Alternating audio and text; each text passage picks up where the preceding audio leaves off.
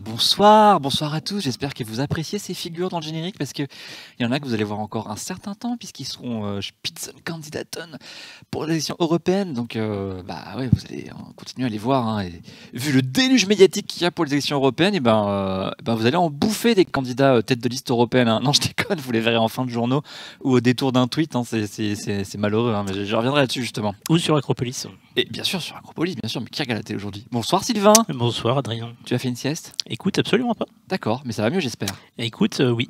Très bien, très bien. Salut Plopin, bah oui, Acropolis ça dit Plop. Salut Tché, salut Osmosiscope, sympa ce lo-fi médiéval. Ouais, enfin médiéval, son téléfilm australien des années 90 quoi. Hein.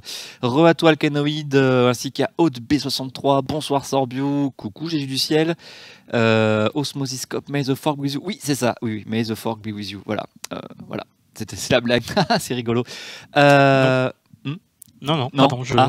Bon, je suis la conférence de presse de Theresa May en ce moment. D'accord, exactement, ça permet d'enchaîner. En ce moment même. Le Brexit, il se passe beaucoup de trucs. Et avec Pierre, qui connaît bien le dossier, mieux que moi, il paraît, on va revenir dessus. Et d'ailleurs, il va venir même plus tôt pour qu'on puisse en parler encore plus longtemps. Et parce qu'il s'est passé beaucoup de trucs ce matin. On a appris qu'il y avait eu un accord de trouver. Mais alors, en fait, ça a précipité une crise monstrueuse au niveau du gouvernement. Il y a 4 ou 5 ministres qui ont démissionné, dont celui du Brexit d'ailleurs, donc c'est génial. Osmosiscope, donc Sylvain est bien en forme. Non, ça veut rien. Je suis en pleine forme, t'inquiète. Toujours. Il est. Et Adrien. Oui. Ça va parler de quoi l'émission et l'Europe Bordel? Alors l'émission et l'Europe Bordel, on va parler des têtes de liste déjà désignées, mais sous d'autres candidats. On va aussi parler de ce que fait l'Europe pour toi, près de chez toi, grâce à un site. Et puis du Brexit et de Chypre. Très bien. Et on est en live, c'est formidable. Voilà. Merci. C'est une. Oui, j'avais oublié de faire la story. Excusez-moi. C'est une story qui est faite devant vous. Voilà, on ne vous cache rien, quoi. Voilà, vous allez sur le compte Instagram d'Acropolis, Acropolis, tout simplement. ACCROPOLIS. Et vous pouvez aussi vous abonner à mon compte, Adsom, ADSAUM, du rire en perspective. C'est vrai, je ne t'ai pas mentionné. Oui, merci. Et vous verrez l'envers du décor et le fond vert qui est derrière moi. Car non, on n'est pas vraiment à Strasbourg, je ne vais pas le dire toutes les semaines quand même. J'ai du ciel, la régie va mieux. Oui, voilà, c'est ça. Il va mieux parce que c'est la journée qui s'avance vers la fin, tu vois. C'est pas parce que. Juste qu'il sait que chaque minute qui passe le rapproche de son lit. Je pense que c'est ça. Acropolis, c'est les meilleures stories. Merci Osmosis, ça fait toujours plaisir. Sorbiou, on a des infos sur la frontière en Irlande. Et justement, c'est un des éléments, et je sais plus. Il me semble que oui, on a des infos sur la frontière en Irlande, et que ce qui est retenu, c'est quelque chose. Non, je sais pas, j'aurais pas de bêtises. Pierre saura ça mieux que moi, mais en tout cas, ça ne convient pas au ministre de l'Irlande du Nord qui a démissionné. Donc, est-ce que Theresa May va perdre sa petite majorité qu'elle tient grâce à 3 ou 5 députés du DUP, le petit parti nord-irlandais de droite très conservatrice avec qui elle a fait un accord aux dernières élections? C'est possible. Ça pourrait précipiter d'autres élections encore. C'est génial. Ça marche très très bien le Brexit, c'est super, la livre a encore plongé, mais c'est génial. Partez en vacances. C'est le moment d'aller faire un week-end à Londres, allez-y, il n'y a que l'Eurostar qui va être cher, et en fait, si la livre elle arrive à l'euro, si c'est une livre à 1 euro, ou alors il pas cher. Faut prendre un billet d'avion chez British Airways par exemple. Ou Ryanair, non c'est irlandais. C'est irlandais. C'est ça, British Airways. Oui mais c'est la livre, non, Irlande du Nord ou Irlande. Ah non, Ryanair c'est Dublin, ouais. Autant, on a dit de bêtises, d'ailleurs ils ont même la lyre irlandaise en logo Ryanair. C'est dire s'ils sont irlandais quoi. C'est possible. Et tu peux acheter tes billets en livre à Zurich? Oui, sans doute, mais je sais pas trop comment faut faire en ligne. Mais ouais, si tu te fais passer pour un client anglais, soit par un VPN, soit en disant que tu veux choisir la livre Mais après, je pense que les compagnies, elles ajustent leur prix, faire attention. Mais par contre, ce qui est sûr, c'est que c'est moins cher d'acheter à Londres en ce moment, quoi. Il faut y aller, passer un week-end à Londres, ça fera plaisir aux Londoniens. Elle est à Dijon aussi. Elle est à Dijon, mais par contre, c'est toujours l'euro à Dijon. Pas fait là. Il y a peut-être une monnaie locale à Dijon? Oui, la chouette. La chouette, d'accord. Aucun rapport. Si tu nous avais raconté ça une fois, il n'y a pas une chouette dijonnaise? Si, tout à fait. D'accord. Acropolis m'a mentionné dans la story. Superbe. Et oui, on doit parler de Dijon au moins une fois par live, c'est contractuel. J'ai signé.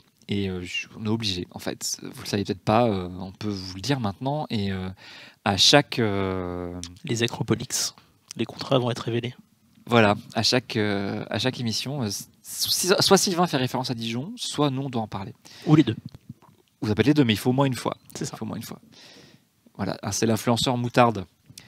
Alors, le sommaire, eh bien, comme vous m'avez entendu le dire pour la story épique là qu'on a faite devant vous, eh bien, je vais parler un peu de la constitution des listes en vous donnant les premiers noms et de certaines listes, deux, hein, les Insoumis et ELV, et aussi vous expliquer aussi un truc, enfin, vous parlez de la difficulté de l'AREM là pour trouver des femmes, et ensuite on pourra passer un peu de temps, et là je vous invite à participer. Oui, toi, public, tu auras la parole pour eh bien qu'on voit ce que l'Europe fait pour toi, pour moi, pour nous. Qu'est-ce que tu fais avec les retours, Sylvain? Ça bouge beaucoup sur l'écran. Est-ce que tu peux te concentrer sur ton émission, s'il te plaît? Oui, mais c'est dur quand ça bouge. Donc, ce que l'Europe fait pour toi, pour moi, dans nos régions, dans ta ville, dans ton département, il y a un site qui a été lancé qui s'appelle What Europe Does For Me, ou For You, je sais plus, tiens, je vais aller vérifier. What Europe Does For Me, voilà, que fait l'Europe pour moi. Et donc, on va le parcourir ensemble pour voir ce que l'Europe fait pour toi, au plus près de chez toi. Et tu verras donc, tu verras. Et alors effectivement, Alcanoïde, l'AREM a du mal à pécho. Où sont les femmes, pour citer le philosophe, n'est-ce pas? Et en fait, ils galèrent, enfin, ils galèrent. Non, ils ont du monde pour être candidats, là, ça va quoi, c'est bon. Mais en fait, la veille de la fermeture des candidatures, puisque en fait ils sont en pleine procédure d'appel à candidature pour constituer leur liste. D'ailleurs, si vous voulez postuler, en tant que femme maintenant, il n'y a plus que les femmes qui peuvent postuler, eh bien vous pouvez encore être candidate pour La République En Marche. Vous pouvez aussi postuler à Génération, d'ailleurs, qui a ouvert grandes les portes de des candidatures. Donc ça fait au moins 2 mouvements où n'importe qui peut se porter candidat ou candidate, bien sûr. Car effectivement, ils n'ont que 24% de candidatures, ça veut dire qu'ils ont 2 fois plus d'hommes que de femmes. Les 3/4 des candidats sont même 3 fois plus en fait. Ils ont 3 fois plus d'hommes que de femmes, puisqu'ils ont un ratio de 3 candidats pour une candidate. Et donc ils se sont dit que c'était beaucoup en fait, et c'était un trop gros déséquilibre. Et comme évidemment ils savent communiquer, n'est-ce pas, en tout cas au moins à ce sujet-là, ils ont envoyé un mail à tous les adhérents, c'est-à-dire aux gens inscrits à leur newsletter. Salut à toi Tank6, bonjour à toi Fanny Dufosse. Et oui, le maître loup, l'Europe sert à quelque chose, tu verras. Enfin, justement, ce sera l'occasion d'en parler. Et donc, ils ont envoyé un mail à tout le monde. Alors, le mail, il est succulent. Je vous en ai une partie quand même parce que c'est drôle et ça. Vous pouvez sortir les violons ou les cuivres. Voilà, c'est selon votre humeur.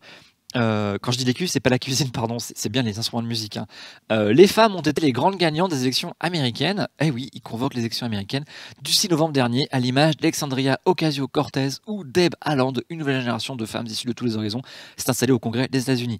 Donc hop là, ils embarquent avec eux toutes les nouvelles élues, surtout des démocrates, pour dire que voilà, c'est des femmes, elles ont élu, donc toi aussi tu peux. Elles y ont cru, se sont lancées sans écouter ceux qui leur disaient que c'était impossible, et elles ont gagné. Des femmes aussi motivées, compétentes, intelligentes à engager. Nous savons qu'il y en a des milliers et des milliers en France. Nous avons permis, donc En Marche, l'élection de 149 d'entre elles à l'Assemblée nationale en juin 2017, soit 48% de notre groupe. Une telle proportion de femmes dans un groupe parlementaire, c'est historique pour notre pays. Nous l'avons fait. Petite parenthèse, c'était pas la première fois qu'un groupe parlementaire était paritaire. ELV l'avait fait à la mandature précédente, mais ils étaient que 18. Donc évidemment, 9 et 9, c'est moins impressionnant que 149 et 151. Quoi. Et surtout, ils avaient fait, ELV, une présidence paritaire, ce que n'a pas fait En Marche, puisque en fait, un des reproches qu'il aurait fait d'ailleurs, c'est que ils respectent la loi sur la parité, mais par contre, après, au poste clé, aux présidences, etc., il y a peu de femmes, voire pas de femmes. Voilà. Et donc, aujourd'hui, c'est avec humilité que nous faisons le même constat. Le 26 septembre, nous avons ouvert les candidatures en l'année, mais à ce jour, 24% des candidatures sont des candidatures de femmes. Voilà. Donc, elles ont ils ont, alors la REM a donc fait, tu peux envoyer l'image, envoyer un mail avec une vidéo qui dure pas très longtemps, hein, donc bon, elle n'est pas hyper intéressante, où il y a des femmes élues de La République En Marche ou ministres. Donc là, vous voyez Nathalie Loiseau dans la vignette de la vidéo, mais vous avez aussi Marlène Schiappa, ainsi que de nombreuses députées, et aussi Brune Poirson, non, tu vas trop vite, qui incite les femmes à se porter candidates. Donc comme quoi, voilà, ça c'est un commentaire personnel, c'est pas tout d'avoir des lois qui obligent à faire la parité, mais après il faut trouver les candidates, et sans effort des partis, eh bien vous en trouvez pas. Donc bon, je me permets de dire que c'est tout à l'honneur pour le coup de En Marche de chercher à avoir plus de candidates femmes et éviter ainsi d'avoir un vivier de candidates beaucoup plus faible qu'un vivier de candidats où il y aura même presque trop de mecs, et ça c'est très courant bien sûr, car les mecs sont toujours candidats à tout, hein. Fanny Dufaux, s'ils ont demandé à Ségolène, bah non je pense pas. LRM cherche à pécho pour les européennes. Oui, merci Sorbiou d'avoir résumé, exactement. Voilà, et donc bah, ça c'était l'initiative de La République En Marche pour avoir plus de candidates. Ça veut pas dire qu'il y aura autant de candidates que de candidats sur la liste, hein, c'est-à-dire une trentaine de chaque côté, bien sûr. Après, ce serait encore mieux, hein, s'ils veulent vraiment lutter pour la visibilité des femmes, c'est de mettre une femme tête de liste, hein. Bon, ça c'était un commentaire encore tout à fait personnel, mais bon, on verra bien qui ils vont sortir de leur chapeau pour la tête de liste, puisqu'en fait on ne sait pas encore, hein. Il y a plein de rumeurs sur même Bernard Guetta, hein, l'ancien éditorialiste de France Inter, mais ça j'y crois pas du tout, ou sinon Pascal Canfin, actuel directeur du WWF, mais ça aussi j'y crois moyen. Donc en fait, on sait pas, hein, on sait pas. Et je crois qu'il galère un peu à chercher. Voilà, voilà. Donc je disais qu'il y avait aussi Génération qui avait lancé un appel à candidature, parce que il faut quand même trouver 75 noms et 75 autres noms, parce que en fait, je l'avais pas dit encore, mais vous avez besoin de autant de candidats qu'il y a de sièges pour votre pays. Donc 6 pour Malte, 75 pour la France. Et il vous faut aussi en fait doubler tous ces sièges, c'est-à-dire qu'il faut que vous ayez une double liste, parce qu'on ne sait jamais, et ben en fait si jamais tout le monde meurt, il faut que vous soyez en capacité de les remplacer par à chaque fois, par le même nombre. Donc en fait il faut avoir 150 noms. Bon, et ça se trouve pas sous le sabot d'un cheval quand même, hein. Il vous faut des noms là. Les derniers c'est plus facile, mais il faut quand même les trouver, quoi. Et donc je disais Génération, si vous voulez, vous pouvez aussi être vous portez candidat ou candidate pour Génération. C'est sur le site de Génération, vous avez un formulaire ouvert à tous et à toutes. Tu voulais intervenir? Il faut trouver un sacré paquet de noms de personnes qui sont pleinement conscientes qu'elles ne seront jamais élues, mais qui acceptent de mettre leur nom pour se porter caution d'une liste. C'est ça. Alors bon, les 75 années sont jamais sur les tracts, jamais sur les listes de résultats, donc tu passes assez invisible. Par contre, jusqu'au 75e, ton nom est sur le résultat de la préfecture. Donc potentiellement googlable jusqu'à pour les futures années, quoi. Oui, c'est ça. Voilà, mais bon, t'es assez invisible, hein, tu passes inaperçu. T'es invisible, mais googlable. Exactement. Si on te cherche vraiment, on peut te trouver. C'est ça. Faut assumer. Faut assumer après. Exactement. Et alors, qu'il y avait des questions judiciaires, c'est payé d'être inscrit? Non, c'est gratuit. Tu peux te défrayer de 3 bricoles, mais en général, c'est plutôt l'inverse, hein. On te demande gentiment de participer aux frais de campagne. Si tu peux faire un petit don là, 50 €, c'est défiscalisé quand même. Oui, Sorbius, c'est des suppléants, c'est pas une autre liste, je sais plus comment on appelle ça vraiment, mais c'est des suppléants qui sont là au cas où les 75 premiers meurent, en fait, s'il y a des élus, je veux dire. Donc ça arrive très très rarement, hein, quand même. En général, effectivement, quand des gens démissionnent ou doivent quitter leur poste au Parlement européen, ils sont remplacés par la suivante liste, hein, parce qu'il y a 75 noms, mais il y a rarement en France plus de 20-25 élus par liste, hein. Donc avant d'arriver à la dernière personne de la liste et commencer à entamer la liste complémentaire, il n'y a que 5 ans, hein, sur un mandat, donc il y a peu de chances que ça arrive. Il faudra vraiment une catastrophe, hein. Une catastrophe. Voilà. Et alors, donc il y a quand même d'autres partis qui, eux, par contre, ont déjà commencé à avoir des listes ordonnancées ou pas ordonnancées. Et juste, ceux qui sont plus en avance là-dessus. La semaine dernière, je vous avais donné des têtes de liste, hein. Donc on en a plein déjà, les têtes de liste, parce que c'est facile, hein. Vous dites que le chef du parti dit qu'il est tête de liste, et puis c'est comme ça que ça se fait, quoi. Voilà, pour Debout la France, Nicolas Dupont-Aignan est tête de liste, voilà, ça, c'est automatique, quoi. Par contre, pour d'autres, c'est plus compliqué. Alors, pour ELV, ils ont déjà leur liste ordonnancée, attention, hein, moyennant peut-être l'insertion d'une personnalité d'ouverture, ce qui, donc, évidemment, chamboule le classement, mais donc tu peux lancer l'image suivante. Hein. Nous avons déjà les 16 premiers, donc je ne vais pas vous faire les 16 parce que, honnêtement, on s'en fiche un peu, mais les 6 premiers, sachant qu'en fait, elle n'est pas à jour ma liste et que j'ai oublié le maire de Sainte, de Grande-Sainte, qui s'appelle. Est-ce que le maire de Grande-Sainte, machin.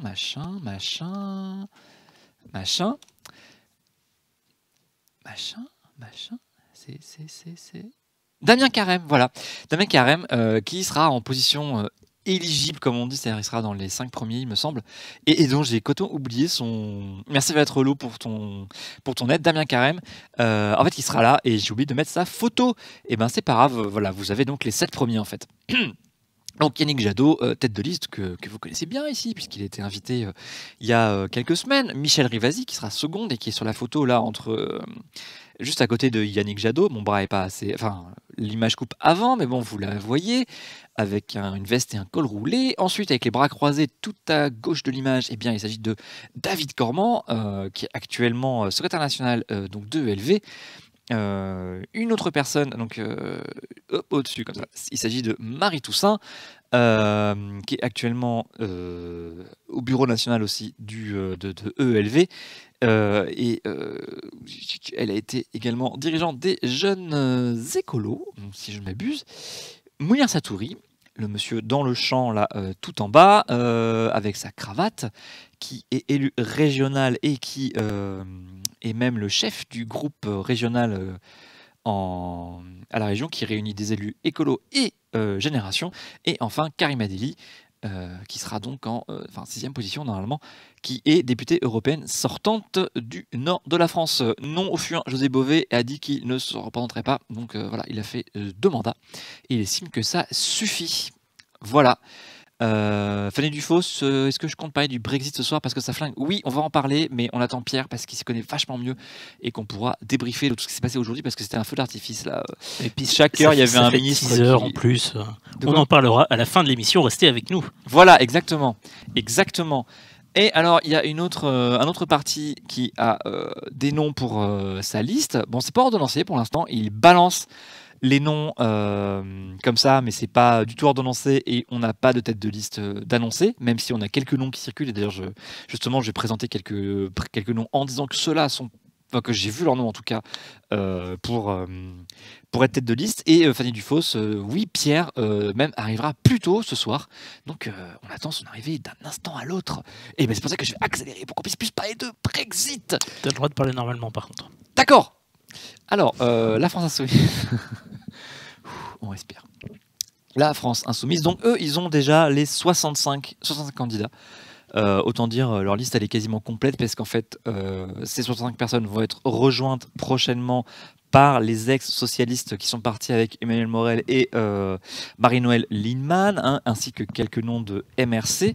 Donc ils ont sorti un trombinoscope avec 65 noms rangés par ordre alphabétique. Vas-y, tu peux passer à l'image suivante, Sylvain, s'il te plaît.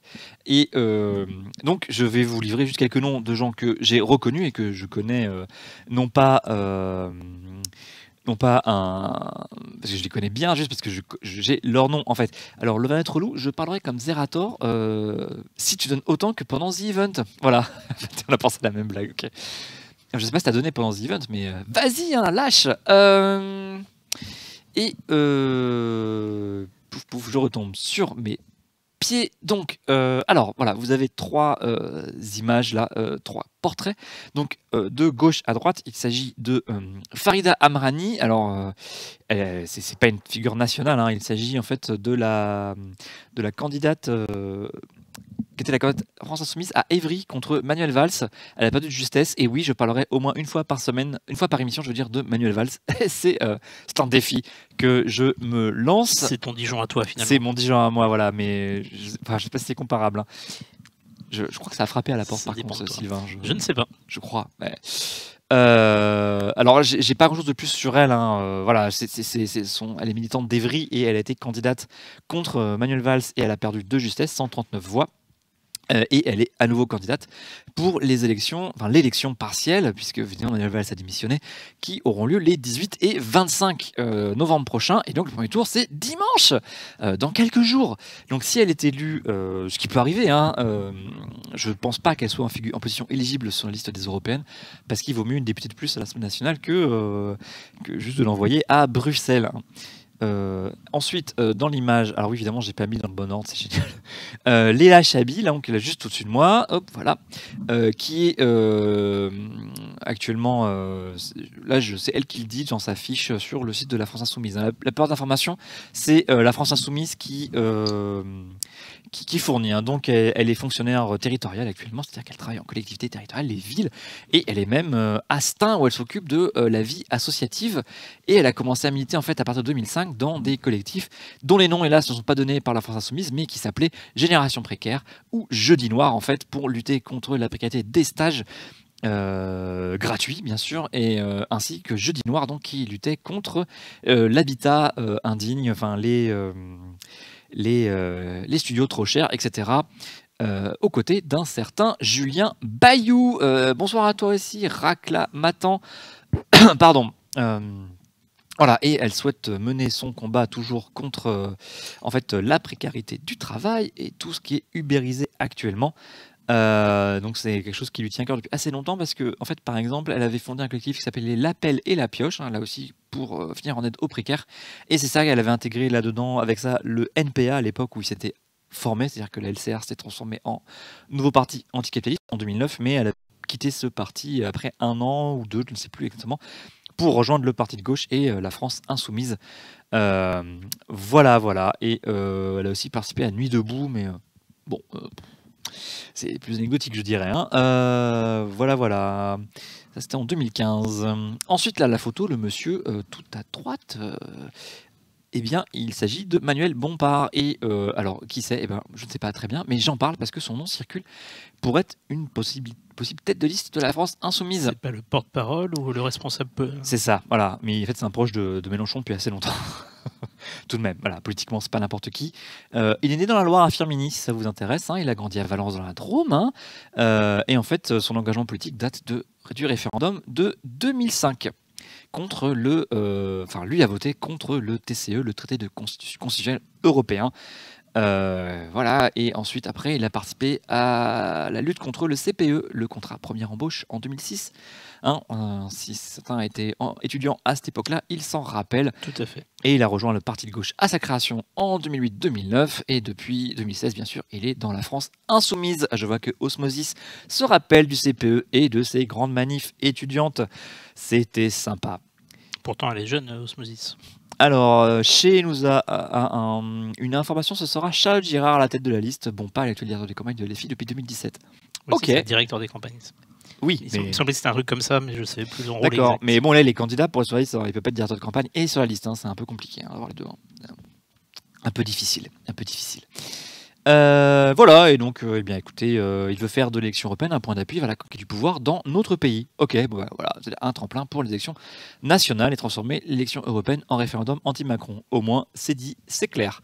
Tu peux passer aux images suivantes. Et là, nous avons 3 messieurs au profil très différent, puisque le premier est un certain Sergio Coronado, ancien député ELV des Français hors de France, Amérique latine, c'est-à-dire du Mexique jusqu'à la Terre de Feu, une grosse circonscription.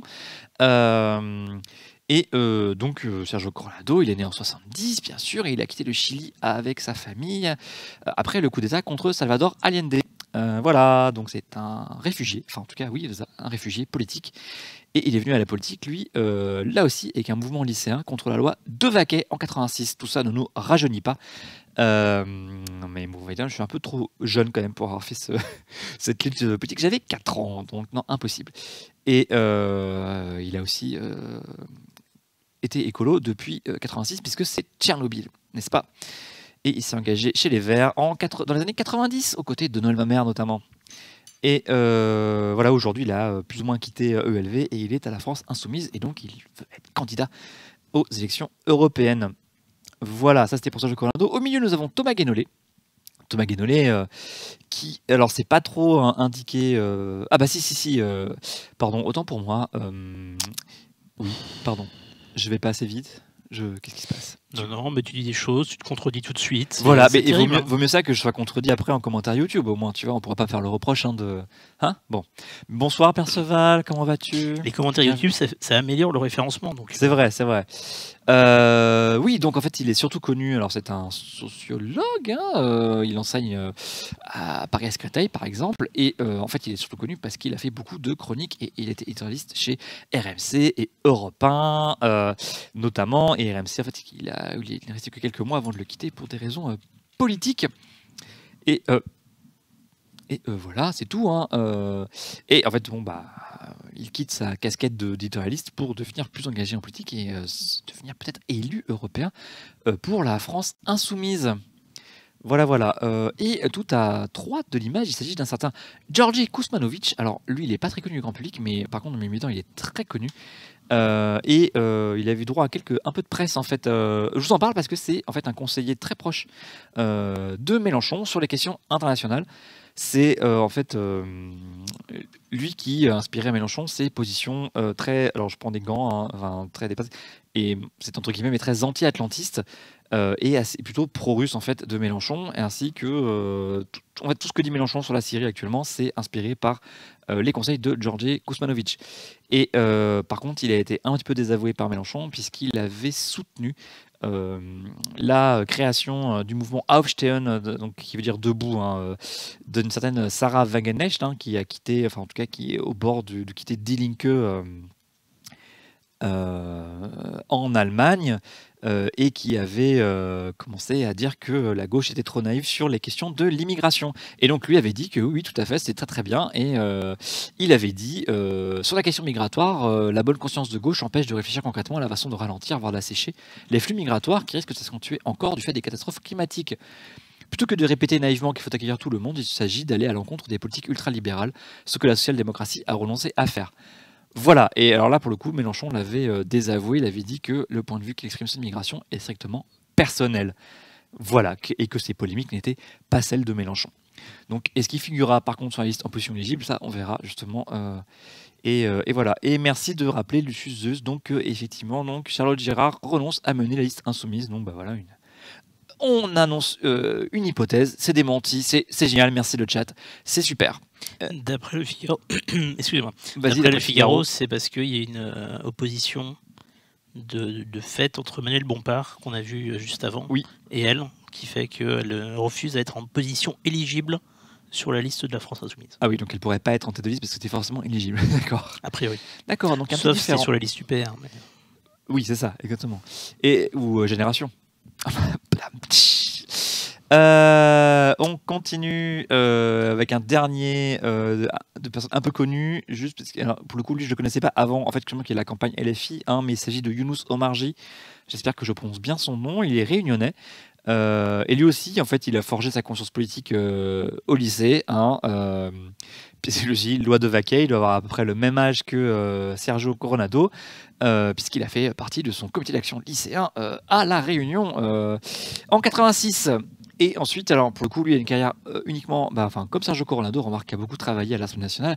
Younous Omarji a été chargé de mission au Conseil général de La Réunion et assistant parlementaire de Paul Vergès. Alors Paul Vergès à La Réunion, c'est the figure politique de ces 30 dernières années, je pense. Le mec, il a dirigé le PCR, le Parti communiste réunionnais, qui a dominé la vie politique réunionnaise, je sais pas, pendant au moins un demi-siècle. Et je veux dire, voilà, c'était le mec qui pesait dans le game, comme on dit. Et donc, il a été son assistant parlementaire au Sénat et au Parlement européen à partir de 2004. Et lui-même est devenu député européen en 2012, alors à la faveur d'une montée de liste, et il a été réélu en mai 2014, donc c'est-à-dire à la dernière, pas en mai 2014. Pourquoi j'ai mis en mai? C'était pas en mai les élections? Ah bah si, pardon. En mai 2014, donc pour 5 ans de plus. Fatigue. C'est la fatigue, ouais. Et pour le coup, non pas pour le coup, mais il se distingue par des positions plutôt écolo et notamment des votes contre la pêche électrique, le chalutage en eau profonde, qu'il met en avant sur son site personnel. Salut G25, c'est à cause de quoi? Eh bien, on parle vite fait là des débuts de liste aux européennes. Et après là, tout de suite, eh bien, on va voir ce que l'Europe fait pour toi, près de chez toi. Ouais, c'est ça, j'ai fini mon petit tour là des gens que je connaissais et des figures qui m'ont frappé sur les 65 premiers noms, enfin les 65 noms, pas premiers noms, les 65 noms lancés par la France Insoumise pour sa liste. Reste à savoir l'ordre. Après, il peut y avoir des gens moins connus dans des positions éligibles, moins connus par moi parce que je suis pas dans les bons milieux militants ou parce que simplement j'ai pas regardé attentivement si c'était pas des personnes qui étaient tête de réseau associatif ou trucs comme ça. Mais bon voilà, en tout cas c'était les noms que je connaissais et ça me paraissait intéressant de vous en faire une rapide bio puisqu'il est possible qu'on en reparle au fur et à mesure de la campagne électorale, tout simplement.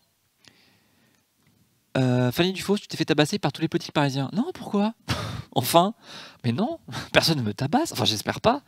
Pas encore. Pas encore, oui. Alors, que fait l'Europe pour toi? Eh ben, bonne question. Et alors, les élections européennes, elles sont un peu particulières. Tu peux mettre l'image en attendant il y avait une image normalement sur le diaporama. Voilà. Donc, elles sont un peu particulières, les élections européennes, parce que c'est les seules où il faut expliquer longtemps à quoi ça sert. Et je pense que c'est les seules élections où il y a un tel déploiement de pédagogie dans les mois qui précèdent le scrutin. C'est vraiment beaucoup d'énergie perdue à expliquer comment ça marche, à quoi ça sert, qu'est-ce qui fait quoi, etc. Plutôt que déjà de poser des enjeux et de parler en fait de programme tout simplement. Et en fait on se retrouve là avec les institutions européennes et en l'occurrence le Parlement européen qui se retrouve à éditer des outils pour dire aux gens qu'il faut aller voter parce qu'en fait c'est important. Et le problème, c'est que ils ont un devoir de neutralité à respecter, donc ils peuvent pas non plus trop dire. Et bon. Mais le problème, c'est que ça dégage pas d'enjeu pour les élections. Alors au moins Macron, il propose un enjeu, il est simpliste, mais bon, il y en a un, c'est les progressistes contre les nationalistes. Et c'est cool parce qu'en plus ça rejoint ce que souhaitent les nationalistes en l'occurrence, italiens, français, tchèques. Ça leur offre aussi un combat simple et un enjeu électoral. On verra si d'autres personnes arrivent à présenter un enjeu comme ça qui donne envie d'aller voter. Parce que une élection, si vous ne saisissez pas l'enjeu, eh bien vous n'allez pas voter, quoi, tout simplement. Ça se vous constate assez souvent d'un scrutin à l'autre. Oui, Sylvain. Non, Quelque chose te fait rire. Oui, oui, absolument. Et c'est la blague sur de mon Fanny. écran. Ah non, d'accord, juste sur ton écran. Absolument. Ok. Eh bien, pour faire au prof, tu peux peut-être nous en faire part, Sylvain? Eh bien, je pourrais, mais je ne le ferai pas. Exactement, G25. Alors, tu as reçu un tract et le seul enjeu pour eux, aux élections européennes, c'est de sanctionner Macron. Et ben, c'est un enjeu malgré tout. Enfin, effectivement, c'est pas un enjeu européen, c'est un enjeu français. Et effectivement, il nationalise un scrutin européen pour simplement que ça serve leurs intérêts électoraux.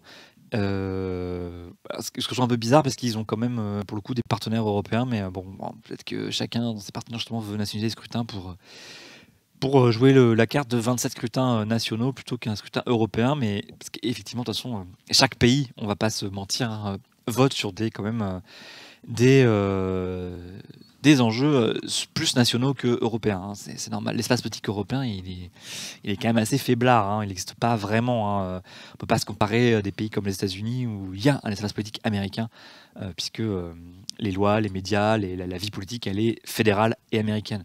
En Europe, c'est encore vraiment à la marge. On a beau dire 80% des lois viennent de l'Europe, les règlements, tout ça, et on le voit avec le Brexit d'ailleurs, parce qu'il y a toute une palanquée de traités qu'ils vont devoir refaire. Mais dans le quotidien et au niveau de l'espace politique, ça ne se voit pas.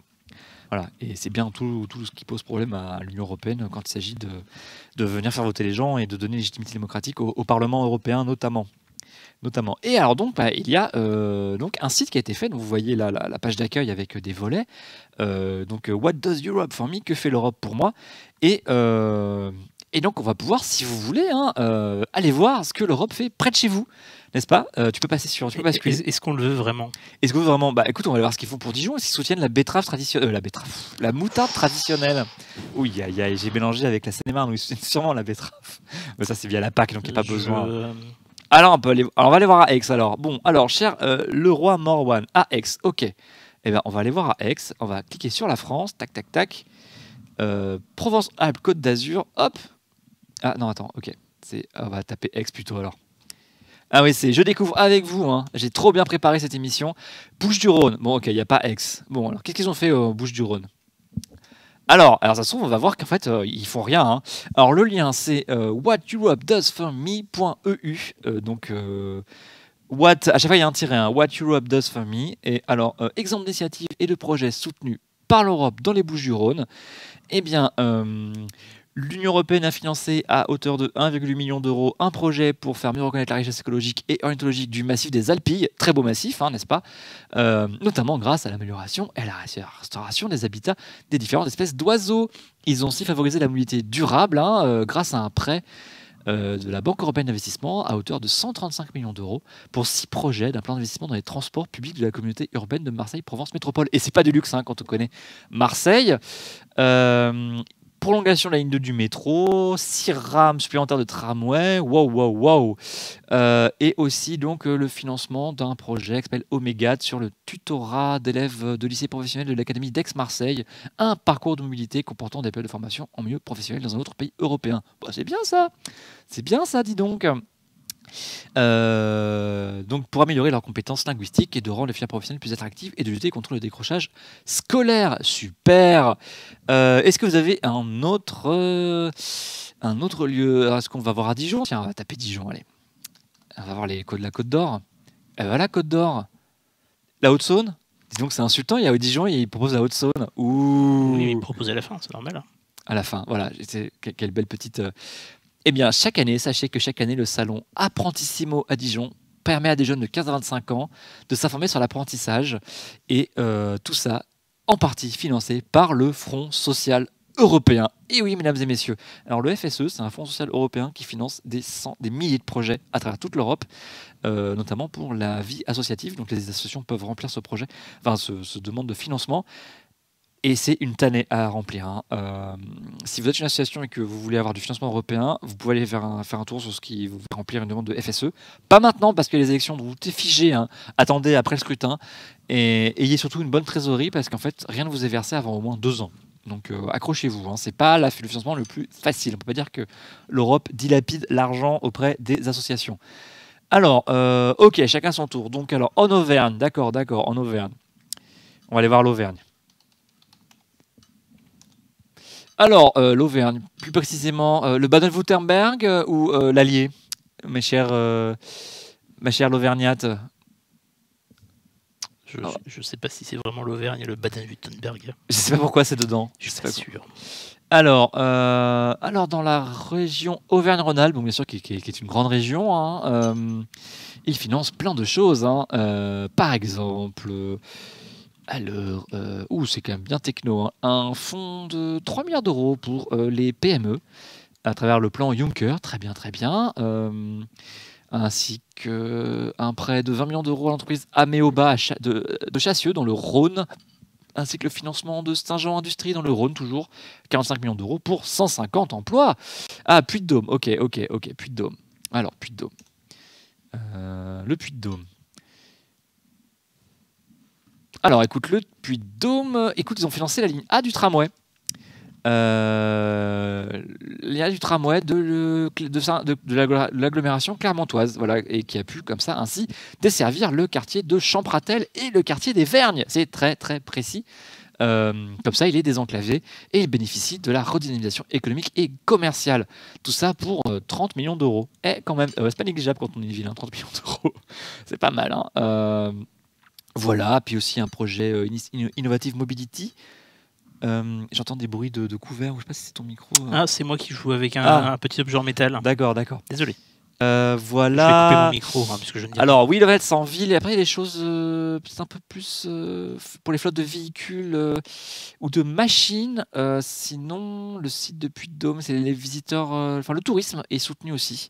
12 millions d'euros sur les 80 millions pour tout le tourisme rural dans le Puy-de-Dôme. Voilà, c'est Pas mal. Alors, le bien-être loup, il y a des projets ruraux hein, qui sont faits. Alors, peut-être que c'est pas ceux qui sont mis en avant par ce site. Par ailleurs, si tu retournes sur la page là, que je suis en train de montrer, tu peux cliquer sur le site qui s'appelle L'Europe s'engage en Auvergne-Rhône-Alpes. Tu as aussi le bureau de liaison du Parlement européen qui peut te fournir des informations, et ainsi que des chiffres clés pour le Puy-de-Dôme. Et là aussi, ça va te donner plus de détails sur les investissements financiers de l'Union européenne dans le Puy-de-Dôme. Peut-être que les investissements ruraux sont moins conséquents en termes de C'est valeur ça. finale, Moi, et donc sont moins mis en avant. près de chez mes grands-parents dans la Vienne, il y a un village qui s'appelle Sonon. Le centre-ville a été refait. Il y a une plaque qui dit que le Fonds social européen, enfin le FSE, non c'était le Césaire, pardon, a financé tout ça, mais j'imagine que c'était quelques dizaines de milliers d'euros. Donc forcément, on est loin des coûts là en millions d'euros qui sont mises en avant parce qu'ils mettent en avant des gros trucs. Mais par ailleurs, il faut aussi que les villes le fassent. Enfin, je veux dire, l'Europe peut pas arriver et dire tiens, vous donnez tant. C'est évidemment sur projet. Et donc, si les villes ne font pas la demande, elles n'auront pas l'argent, quoi. Et comme le dit Fanny Dufaux, ce sont bien des exemples d'initiatives. Et ce n'est pas exhaustif ce que je dis là, hein. Après, il faut cliquer sur les liens qui vous donneront toute la liste, hein, parce que effectivement, s'il fallait parler de tous les 10 000 euros filés à des petites communes pour refaire leur salle des fêtes, bon, on n'aurait pas le temps, quoi. Alors, il y avait Rennes que j'ai vu aussi. On va voir ce qui est fait à Rennes. Oh, Fouin, oui, c'est Sonon-sur-Vienne, exactement. Exactement, tu connais? Il y a une grosse usine de Fenwick là-bas. C'est comme ça que le village tient. Ça sent l'apéropolis à Sonon-sur-Vienne prochainement. Non, je ne recommande pas parce que je ne sais pas s'il y a un café ouvert encore à Sonon. Alors, l'île-et-Vilaine et la ville de Rennes. Alors, eh bien, écoute mon cher, ça trouve rien. Moi, quand j'essaie, je comprends rien. Bah, écoute, Nicolas, ça se trouve, tu tapes pas le bon, je sais pas. Il faut encore que ce soit référencé dans le site, hein.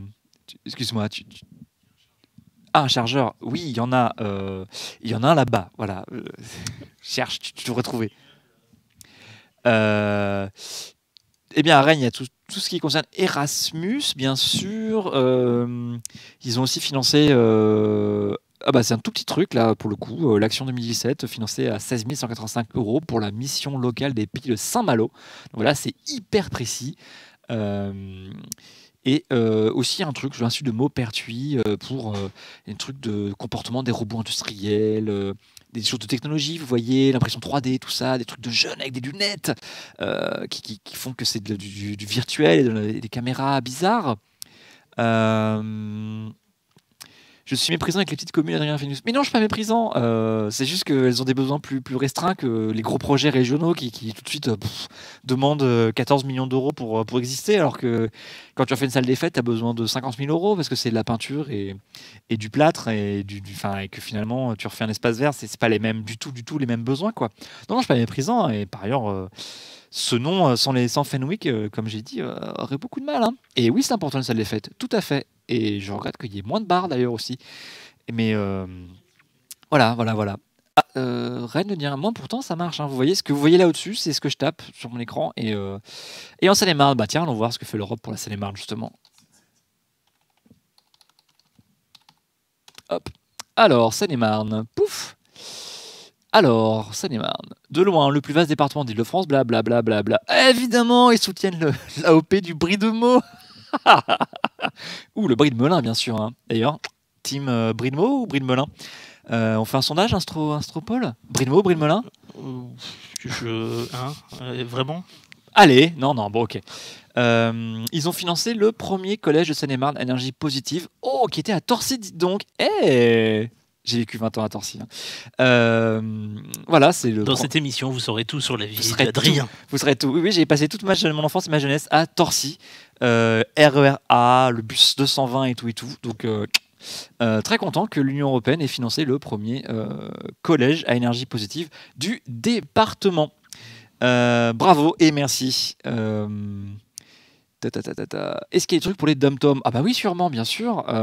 Vous préférez quoi? Tiens, comme on a parlé de la Réunion avec Younous Omarji, on va voir un peu, bien sûr. Hop là. Alors, l'île de la Réunion aspire à l'autonomie au niveau énergétique d'ici 2025. Et à ce fin, un partenariat avec l'UE a été fait avec l'installation d'une centrale photovoltaïque qui fournit déjà la consommation énergétique de 850 ménages. C'est bien. Ce projet participe à la stratégie de la Réunion visant à se positionner sur le marché énergétique mondial. Les retombées pour l'île seraient extrêmement bénéfiques. Bon, là, on est encore au domaine du début. Hein, bah, il finance la superbe route du littoral dénoncée par tous les écolos de Réunion et de France entière. Une route ahurissante sur pilotis. Vous imaginez, il y a le littoral et en fait, ils vont pouf, ils construisent la route en fait au-dessus de la mer. T'es pas très clair dans tes propos. Il faudrait voir un schéma, mais c'est assez fou. Hein, c'est un truc de, enfin, au niveau de l'ingénierie, c'est complètement dingue. Hein, mais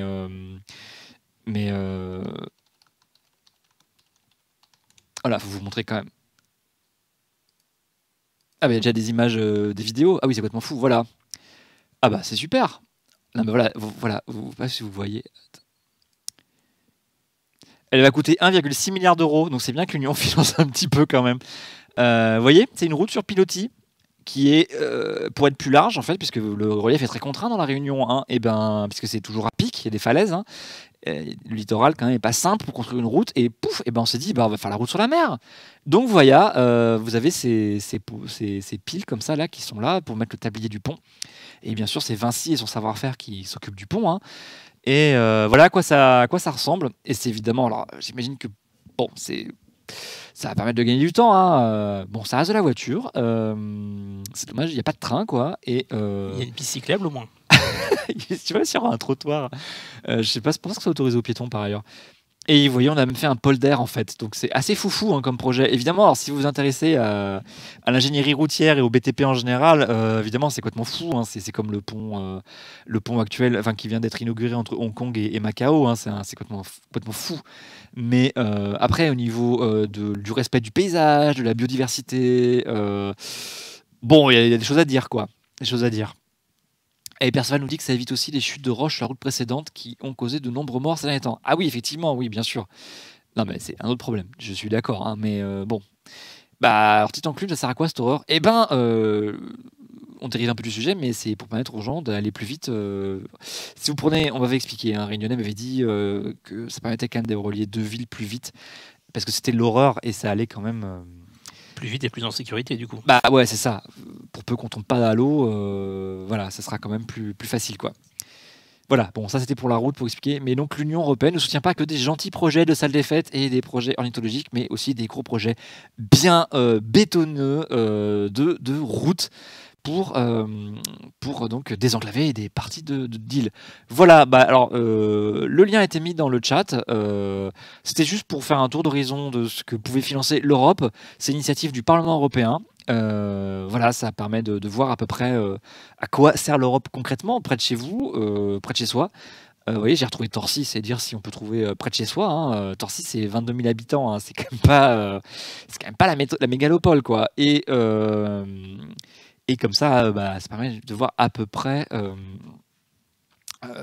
l'intérêt de l'Union européenne, ne serait-ce que sur un plan financier et d'aide à des investissements locaux ou régionaux. Fanny Dufos, après rend l'argent, voilà, reprend l'argent. Oui, mais l'argent, c'est très important, l'Union européenne. Hein. Justement, Margaret Thatcher l'avait bien dit, hein, I want my money back. Hein. C'était un des vrais problèmes entre l'Union européenne et le Royaume-Uni. Et tout ça pour arriver justement faire une petite transition très habile sur le fait qu'on va faire une mini-pause pour laisser le temps à Pierre de s'asseoir et on va pouvoir parler du Brexit. À tout de suite.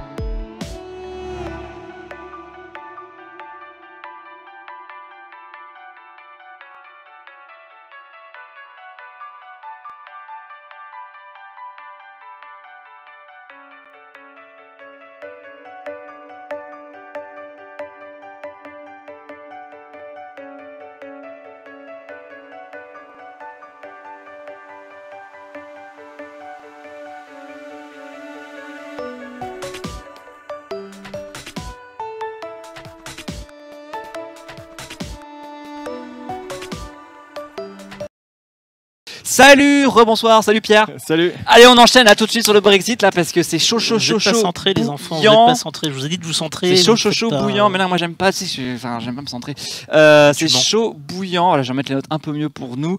Et premier sur l'actu, on va parler du Brexit quand même parce que effectivement, on voulait pas en parler, mais là ce matin, boum, badaboum, il s'est passé plein de trucs. Ouais, c'était pas prévu. Et mais, Excuse-moi.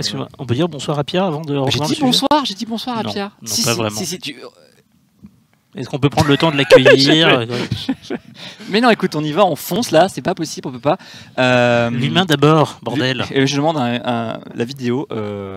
Merci de faire un clip. Ce petit coupé décalé de toute beauté. C'était un breaking news sur breaking news ce matin. Oui, tout à fait. Ça n'a pas arrêté. Et d'ailleurs, même Pierre et moi, on n'était pas d'accord. Ah, Pierre cache le chat, c'est super. Tu peux le passer devant peut-être. Voilà, merci. Pierre est arrivé en disant il n'y a que 4 ministres qui ont démissionné. Et en fait, non, c'est 5. Et même qu'on n'avait pas le nom du 5e. C'est vous dire si ça va Exactement, vite. on est en train de chercher. Et on cherchait là. Alors bonsoir à Zurich, bonjour Fanny Dufosse, je vous laisse décider entre vous si on doit dire bonsoir ou bonjour à cette heure-ci. On peut dire bonjour. Alors, il y a le ministre britannique du Brexit qui a démissionné. C'était d'abord le secrétaire d'État pour l'Irlande du Nord, un certain Alors, Shailesh dans l'ordre. Vara, pardon. Ensuite, C'est une madame. ah, c'est madame. Oui. Ah pardon. Bah non, le secrétaire d'État, Shailesh Vera. Le conservateur. Secrétaire d'État pour l'Irlande du Nord, il me semble bien que c'était une madame. Écoute, ou alors le Monde dit que c'est un conservateur, mais bon, moi je sais pas. Hein. Oula, peut-être qu'il y a 2 personnes pour l'Irlande du Nord alors qu'on démissionnait. C'est possible. Il y a peut-être après une ministre nord-irlandaise qui n'était pas forcément pour l'Irlande du Nord. Hein. Alors, je sais pas. c'est un peu plus compliqué que ça, l'Irlande du Nord. En fait, c'est le truc, c'est que en effet, il y a un secrétaire d'État qui est attaché à l'Irlande du Nord, mais qui n'est pas rattaché aux partis locaux en D'accord. Irlande du Nord. Ce qui fait que on peut dire que c'est une conservatrice, si je ne me trompe pas, sauf qu'en fait, les Tories et le Labour ne sont pas présents en Irlande du Nord. Oui, d'accord. Bon. Du coup, c'est pour ça qu'il y a ce double truc un peu bizarre où on se retrouve avec non seulement un ministre qui est chargé de diriger l'Irlande du Nord, puisque pour l'instant, il n'y a toujours pas d'accord gouvernemental, et en plus, cette ministre ou secrétaire d'État ne fait pas partie d'un parti politique représenté sur place en Irlande du Nord. Pratique. Et ensuite, il y a eu une certaine Esther McVey, ministre du Travail et des Retraites. C'est bien, elle fait les deux. Ensuite, il y a eu, là aussi, pour contester contre l'accord de Brexit qui a été trouvé, que personne ne trouve bien, en fait, à part Theresa May, apparemment. Et l'Union Suella Braverman. Ah oui, d'accord, tu nous en diras plus, très bien. Ouais. Suella Braverman, qui était sous-secrétaire d'État du Brexit, sous-secrétaire d'État. Et enfin, une secrétaire d'État, Anne-Marie Trevelyan. Et là, normalement, j'ai pas compté, mais ça devrait faire 5. Voilà. Et en fait, là, c'est la merde et c'est la grosse crise politique. Enfin, tu me diras, ça fait 2 ans que c'est une crise politique et que c'est l'hystérie. Mais là, c'est en fait, à chaque fois, on se dit, c'est tellement le bordel, on peut pas faire pire, donc on va trouver une solution. Et ils arrivent toujours à nous étonner parce que ces Anglais sont formidables. Et, bloody English. Du coup, en fait, voilà, revenons un peu dans l'ordre. Mardi dernier, Ah oui, pour les les choses dans l'ordre, un peu de négociateurs recul. britanniques et européens ont trouvé un accord. Alors, qu'est-ce qu'il y a dans cet accord ? Et oui. Eh bien, je vous invite à aller sur le Torillon et on a sorti un article aujourd'hui. C'est bien, j'aurais peut-être dû le dire Coïncidence. d'ailleurs. Coïncidence incroyable. Alors, on a sorti un article aujourd'hui justement qui revient sur l'accord, enfin ce qu'on sait de l'accord, puisque forcément l'accord en lui-même est un peu, on va dire, caché entre guillemets. Et du coup, je vous invite à aller le consulter si vous voulez plus de détails. Mais en gros, ce que dit l'accord, c'est que on trouvera une solution d'ici 2020. Voilà, ça en gros c'est l'idée principale, c'est pour l'instant on reste dans l'Union européenne, du coup ça résout le problème de l'Irlande du Nord, et on se donne jusqu'à 2020 pour mettre en place une vraie solution, des vraies réponses à tous les petits détails, etc.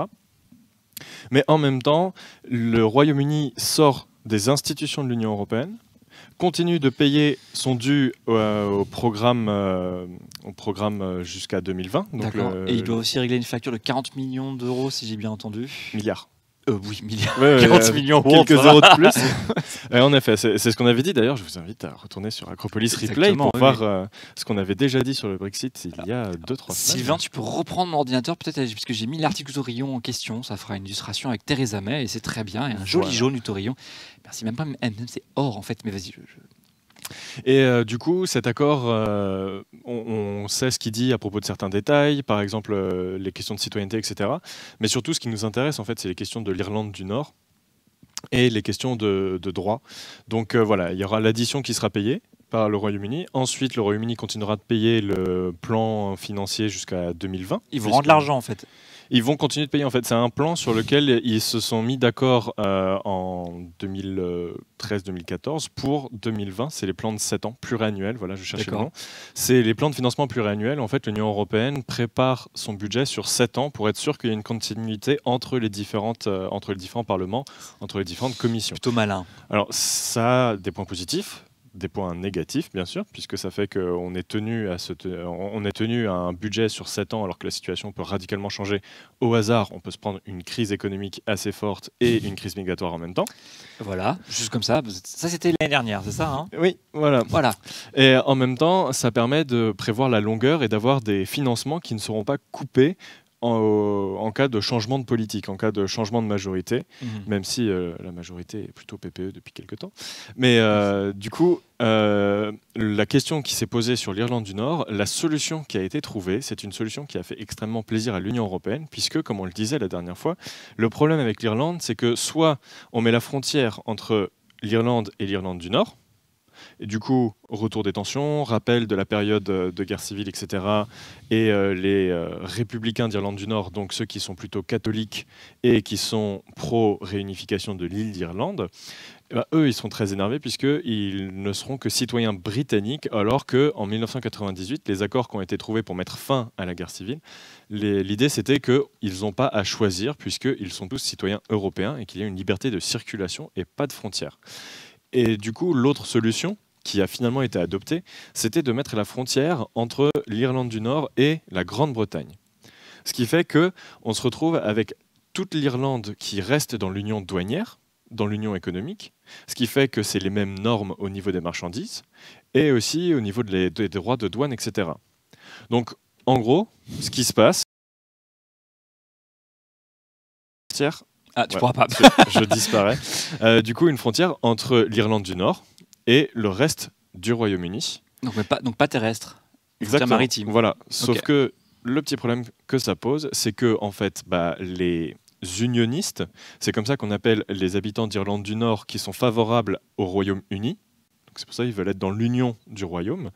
Et eux, qui sont à majorité protestante et qui sont plutôt riches, enfin plus riches, plus propriétaires que les républicains qui, eux, sont catholiques et tout le passé colonialiste de l'Irlande des siècles avant. Et du coup, ça fait que ces unionistes ne sont pas contents du tout, puisqu'ils vont se retrouver coupés du Royaume-Uni à devoir faire des contrôles douaniers à chaque fois qu'ils vous envoient des marchandises en Grande-Bretagne ou qu'ils reçoivent des marchandises de Grande-Bretagne. Mais alors attends, mais les unionistes, c'est pas le parti DUP, là, le petit parti qui fait tenir la majorité de Theresa May? Eh oui, ce sont les 10 petites voix qui permettent à Theresa May de passer la barre des 326 députés, sachant qu'elle en a actuellement 318 et le DUP en a 10. Et du coup, ils sont vraiment pas contents du tout, puisque là, en gros, ce que le Royaume-Uni a décidé, c'est de dire on coupe l'Irlande du Nord et ça signifie une réunification à terme. Et deuxième point aussi. Une réunification à terme d'entre qui et qui? De l'Irlande et de l'Irlande du Nord. Puisqu'il y a cette... Alors, c'est lourd là, c'est-à-dire que tu me dis en fait que le Royaume-Uni n'aura plus la forme qu'on lui connaît et que l'Irlande va être réunifiée d'ici une génération. C'est possible. Et j'ai pas fini encore, puisque en fait, l'Écosse est très énervée. Nicola Sturgeon, la présidente du SNP, Scottish National Party, donc le parti qui représente les Écossais en tant que nation écossaise. Donc indépendantiste par ailleurs. Exactement. Et hier, juste après avoir entendu l'accord, elle a dit c'est dégueulasse, pourquoi pas nous? Ils voudraient des contrôles aux frontières au niveau du mur d'Adrien, là, c'est ça? En gros, en fait, ils voudraient rester dans l'Union européenne, avoir les mêmes droits de douane, les mêmes citoyennetés, les mêmes droits, etc., comme ce qui est prévu. Et du coup, en fait, c'est aussi pour ça que ça part totalement en live, cet accord. Donc le SNP est totalement contre. D'accord. Les DUP est totalement contre. Les Brexiteurs sont en train de dire on est en train de détruire l'union du Royaume-Uni, donc hors de question. Ah ouais, mais les gars... Enfin... Et le Labour aussi, qui normalement est supposé être d'opposition, qui eux sont plutôt pro-Remain, mais ils ont été... Corbyn, il n'est pas très clair là-dessus. Voilà. Et Corbyn s'est prononcé contre le deal, parce que ce qu'il disait, c'est ouais, bah, vu qu'on remet tout à 2020, en fait, on est dans l'entre-deux, faudrait choisir un moment. Un moment, faudrait dire on sort ou on reste. Mais on peut pas juste dire oui, alors il y a des morceaux qui restent, mais seulement sur certains points. Après nous, on part, mais pas totalement, jusqu'à ce qu'on trouve une solution. Et du coup, il a dit stop, soit on trouve une solution où on reste, soit on trouve une solution où on part. Ok, alors j'ai une question de Perceval qui s'étonne qu'il quitte la PAC. Parce que oui, ils vont plus toucher les aides de la PAC en fait. C'est beaucoup d'argent quand même. Bah, du coup, oui. La PAC, c'est la politique agricole commune, je précise. Oui, alors c'est un des Tu vois, problèmes. c'est pas négligeable quoi. Puisqu'en effet, ils sortent de pas mal de politiques européennes. Et ça, c'est un autre point de cet accord qui a été trouvé, c'est qu'ils sortent de toutes les coopérations, sauf celles où ils ont un accord avant le 29 mars. Donc avant qu'il y ait vraiment le Brexit, s'ils n'ont pas trouvé d'accord, on considérera qu'ils ont quitté le programme. Par exemple, il y a Galileo, le programme de GPS européen, Ouais, si je ne me trompe pas. c'est ça. Oui, Donc c'est- ils ont participé à la création, etc. Et c'est une coopération renforcée, c'est-à-dire qu'en fait l'Union européenne a mis en place un système qui disait si jamais vous considérez que l'Union européenne ne va pas assez loin, mais que c'est impossible de trouver l'unanimité, puisqu'il y a 28 États qui ont différentes positions, différentes politiques, différents moyens aussi, et ben, on met en place un système de coopération renforcée, ce qui est en fait une manière d'éviter de dire une Europe à deux vitesses. oui, Ça d'accord. signifie que Plus- les États qui ont plus envie pudique. d'aller, voilà, c'est les États qui ont envie d'aller plus à fond peuvent se mettre ensemble pour des politiques spécifiques qui seront accompagnées, voire aidées de l'Union européenne. Par exemple, Galileo, qui ne regroupe pas tous les États européens. Oui, bah, attends, tous les pays n'ont pas les moyens de financer un projet spatial quoi. Exactement. Ok, ah oui, non, mais ouais, non, c'est encore plus lourd que ce que je pensais. Et Alors, Fanny Dufaux, ce qu'il dit, ils prétendent qu'ils n'y perdront pas parce qu'ils ne paieront plus la PAC non plus. Et ben, comme je disais tout à l'heure, en fait, ils continueront de payer l'Union européenne jusqu'en 2020, puisqu'ils se sont engagés à payer le budget, le plan pluriannuel de 7 ans. Et du coup, ils devront continuer à le payer parce que sinon, pour l'Union européenne, ça fait un énorme manque. Tout d'un coup, ça fait le trou d'un des plus grands financeurs de l'Union européenne qui, du jour au lendemain, s'arrête. Ce qui remettra en cause toutes les politiques partout en Europe, pas juste celles dans le Royaume-Uni. bien, ok, il y a une bonne nouvelle dans tout ça ou enfin surtout pour nos amis anglais quand même. Alors, Est-ce qu'il y a quelque chose je ne sais pas si c'est une bonne nouvelle, mais il y a un vote de défiance qui a été proposé à l'encontre de Theresa May. Super nouvelle. Non, en fait, on peut pas vraiment dire qu'il y ait trop de bonnes nouvelles. Après, ça dépend de quel côté vous vous placez. L'Union européenne a félicité cet accord, puisque mine de rien, ils ont enfin trouvé un accord alors qu'ils étaient supposés le rendre il y a 3 semaines, D'accord. donc fin octobre, Donc Barnier est content. Donc Barnier, c'est Ah. le représentant spécial de l'Union européenne pour le Brexit, c'est bien ça. Hein. de la Commission La européenne. Commission européenne, pardon. Puisqu'il Oui, y a Guy Verhofstadt pour le Parlement européen C'est et vrai. pour le Conseil, je ne sais pas. mais comme il n'est pas français, on s'en parle jamais en fait. Voilà. J'ai l'impression que c'est ça. Et du coup, bah, la bonne nouvelle, on pourrait dire qu'elle est du côté des Irlandais et des Européens, puisque cet accord sauvegarde la paix en Irlande. Ce qui est D'accord. quand même quelque chose de pas mal quand on y pense. Mais ça risque de remettre en cause le Royaume-Uni, dans son fondement même, parce que, petit rappel, le joli petit nom du Royaume-Uni, c'est le Royaume-Uni de Grande-Bretagne et d'Irlande du Nord. C'est vrai. Mais bon, ils ont déjà perdu l'Irlande, enfin le reste de l'Irlande, donc c'est la vie quoi. Oui, mais de là à tout perdre, sachant que l'Écosse, C'est vrai. après, il dit ouais, nous aussi, faut pas déconner non plus. Hein. Si eux, ils ont le droit, pourquoi pas nous? Ça fait que 600 ans qu'on est ensemble après tout. Voilà. D'accord. Bien. Voilà. Eh ben, il n'y a que le Pays de Galles finalement qui, comme c'est une dépendance de la couronne directement, c'est pas, ils vont pas être indépendants eux.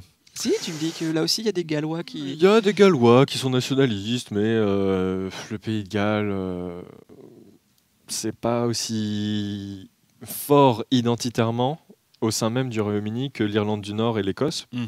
Bien sûr, je ne suis pas du tout en train de dénigrer la culture galloise ou quoi que ce soit, mais c'est juste Le Welsh, c'est important. voilà.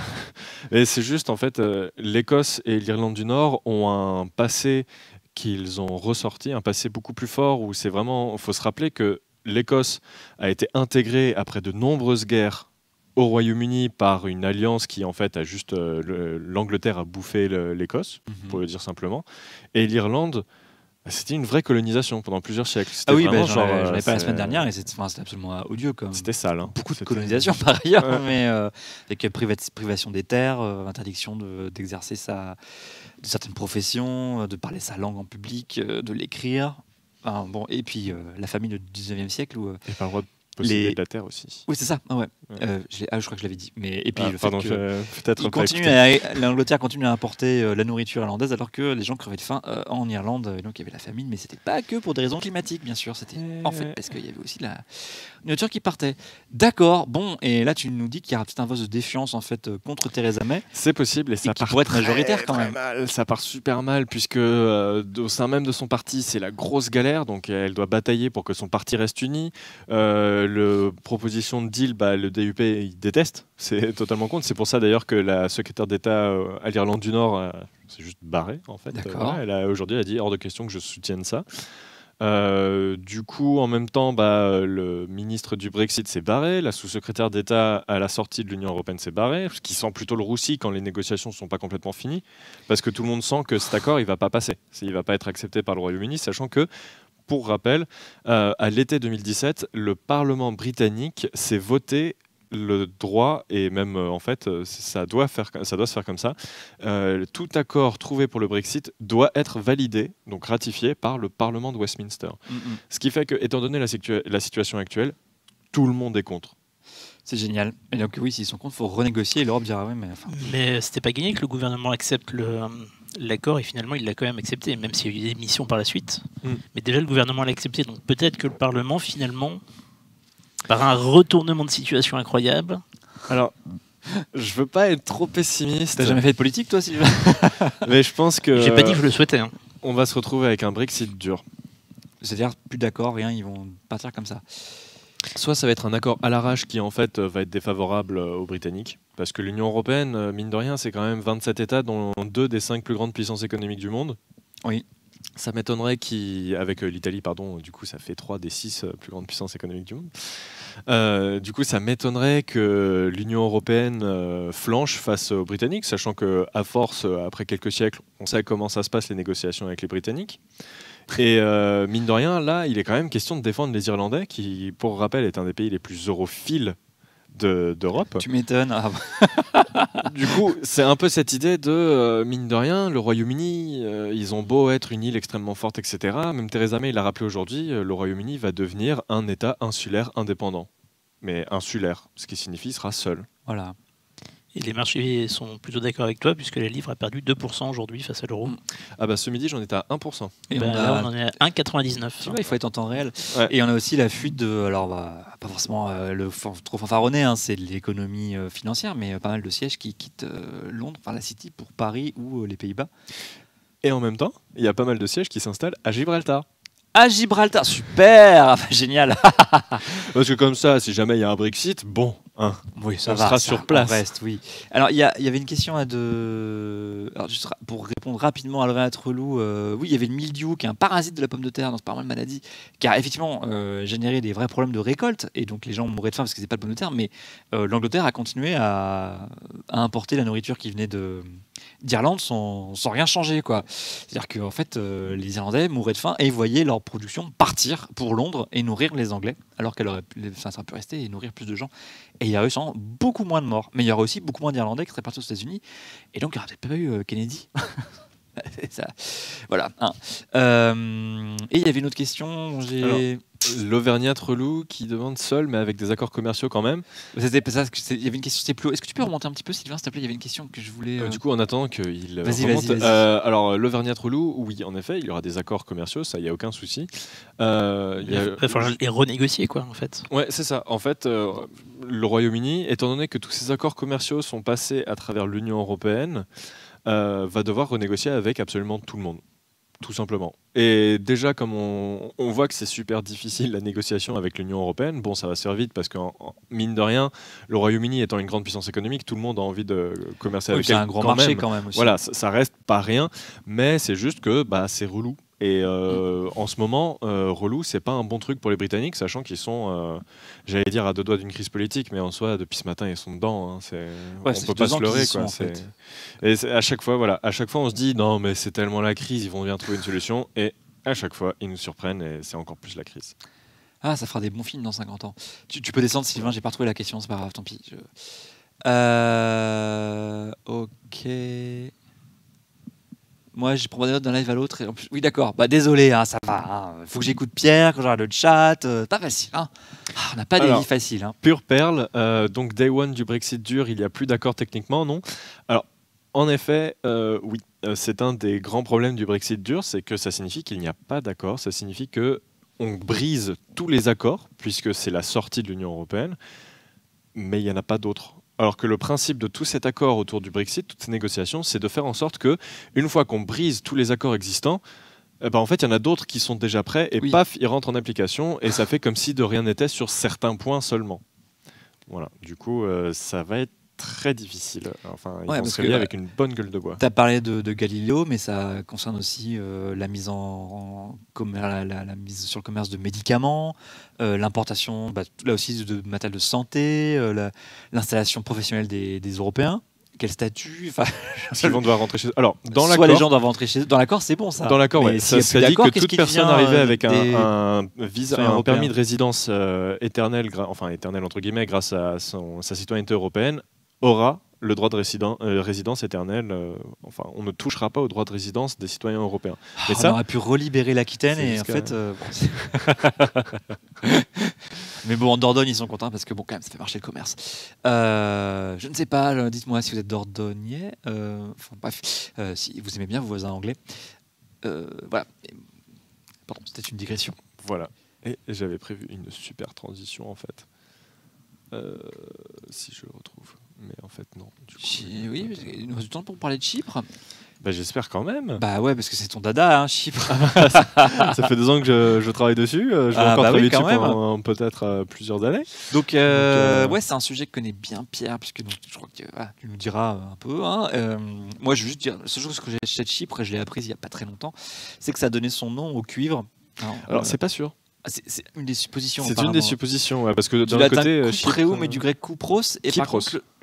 Ok, pardon. Merci. En fait, la prononciation moderne du grec fait que le upsilon se prononce en fait ypsilon, donc c'est un i et non pas un u, alors que ça nous donne un u. Et le nom de Chypre lui-même viendrait en fait des cyprès. Est-ce que c'est pas plutôt cyprès qui Je ne sais pas. Voilà, on ne sait pas. En fait. Mais effectivement, ce serait la première île. Je dis bien, ce serait la première île où on a trouvé du cuivre, et donc les Grecs l'auraient nommé après comme ça, ainsi que les Latins ensuite, parce que les Latins, ils s'embêtaient pas trop, ils prenaient ce qu'ils trouvaient. Hein.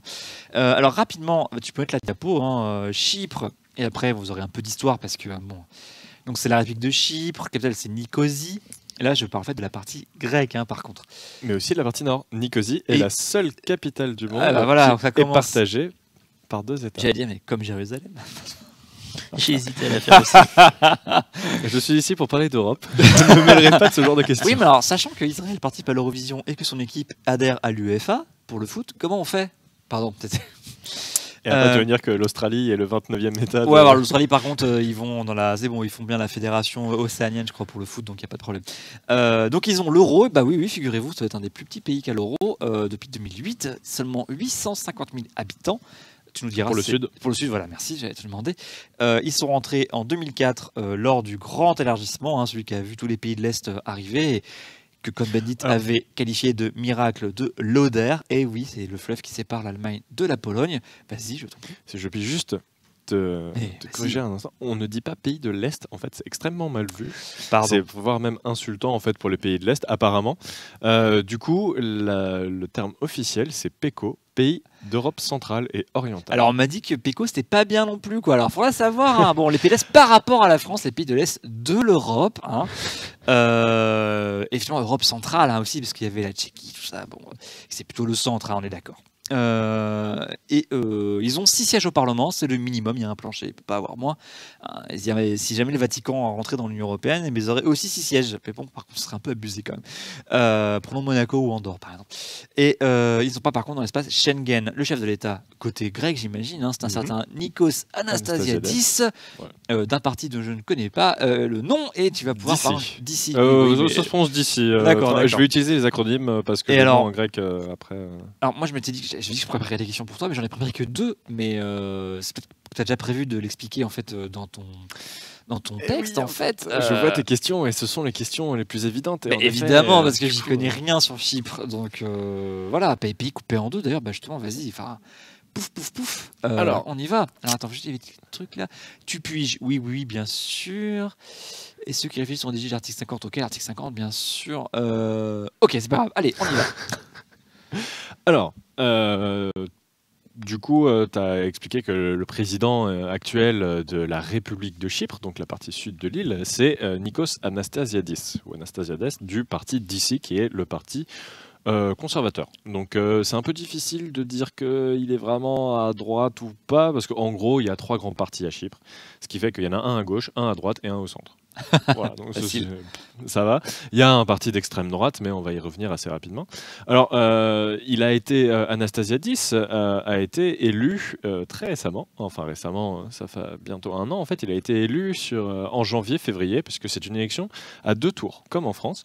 Et du coup, au premier tour, Anastasiadis, donc représentant du DC, a obtenu 35,51% des voix. Il était le premier en lice, sachant que face à lui, il y avait Laquelle. Donc ça, c'est le parti de gauche qui date des années 30, qui est en fait, il a subi une mutation, on va dire, dans les années 70, puisqu'avant, en fait, c'était un partenaire du Parti communiste. C'était quasiment le Parti communiste de Chypre, en fait.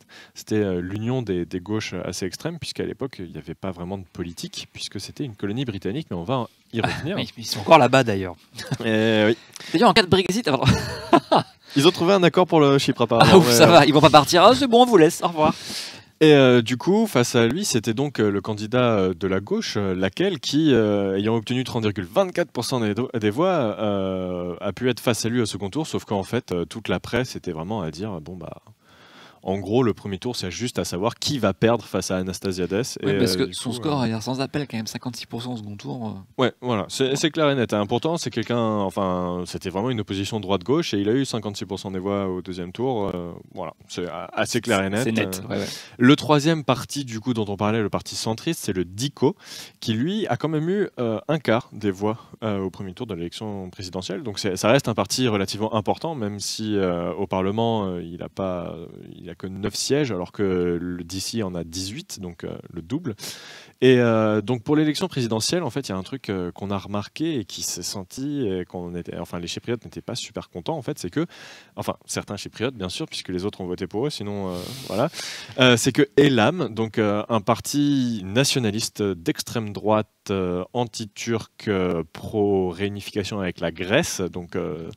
que Chypre rejoint en fait Athènes. Voilà, c'est ça, que Chypre soit juste une province grecque. D'accord. Or, Chypre, c'est quand même au sud de la Turquie et c'est plus proche du Liban ou de la Syrie que de la Grèce, quoi. Ah oui, beaucoup plus. C'est quand même vachement loin. Non, mais il faut préciser, quoi.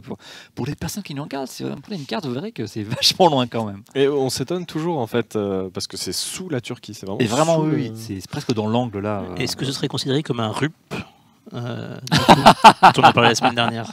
Alors, c'est pas très très gentil parce qu'ils sont citoyens européens en tant qu'État membre. En plus, c'est un État membre, ouais, quand 2004, même. Parce que tu veux dire que ceux qui sont dans les RUP ne sont pas des citoyens comme les autres? Ah, t'as pas écouté la semaine dernière? Des fois, ils avaient des trucs, des statuts spéciaux. Oh, Sylvain. Ils sont tous citoyens européens, il a raison, Sylvain. Ah bon, c'est moi qui n'ai pas écouté alors. Bon. Merci. J'en tire les conclusions et je te laisse. J'ai effectivement pas écouté, mais quand même. Alors, du coup, les dernières élections qui ont eu lieu avant les présidentielles, c'était les législatives en 2016. Et la tendance se remarque. Hein, le DC, donc le parti d'Anastasiades de droite, 18 sièges sur 56. Laquelle, 16 sièges sur 56. DICO, 9. Et ensuite, on a encore quelques petits partis qui sont assez intéressants, on va dire. Par exemple, il y a EDEC, qui est un parti de gauche, très à gauche, mais très nationaliste. D'accord. Alors, nationalisme à Chypre, ça veut dire en fait être pour que l'île soit réunifiée, bien sûr.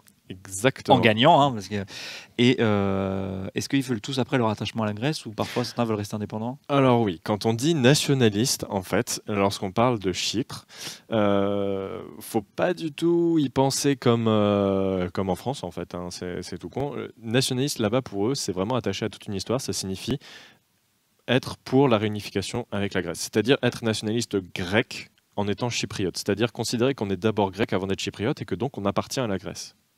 D'accord. Et du coup, pour ça, il va falloir revenir dans l'histoire. Et donc, j'avais... mais il faut y aller parce que... En effet, j'avais un petit truc à dire par rapport au Nord, en fait, mais le Nord le ne Nord fait pas partie de l'Union européenne. Oui, alors oui, c'est ça. Il Pourtant, sur le drapeau, qui doit être commun aux deux parties, c'est ça? Il y a un drapeau de du nord de la Chypre il y a qui un n'est pas le drapeau, même. Non. Ok. Bon, Qui d'accord. s'inspire de celui de la Turquie avec les couleurs inversées et deux bandes D'accord. rouges en plus. D'accord. Il est très beau. Esthétiquement, il est très chouette visuellement et vous pouvez le voir en grand format de 400 mètres sur 50, peint à même la montagne Pentadaktylos au nord de Chypre. Pour bien. Ça donne face à Nicosie, D'accord. face à la République de Chypre. Pas échapper. C'est vraiment ok. c'est un gros doigt d'honneur tous oui, les là, jours à faire mieux. aux Chypriotes grecs. Alors, salut à toi, Cowboy Étoile. Oui, ici, on parle bien de dictateurs européens et de swag nationaliste. Bien sûr, c'est tout ce qu'on aime. Et Danoudan, est-ce que l'Europe protégera Chypre si un jour Erdogan décide d'envahir l'île? Bah écoute, j'espère qu'il le fera pas parce qu'en plus, Erdogan, il est dans l'OTAN, donc ça va foutre la merde au sein même de l'OTAN quand même. Puisque l'OTAN est censé, en tout cas, vu le traité de non-agression, je ne sais pas comment ça s'appelle exactement, mais en cas d'agression d'un pays membre de l'OTAN, eh bien, automatiquement, tous les autres pays viennent le défendre. Donc si un pays membre de l'OTAN attaque un autre.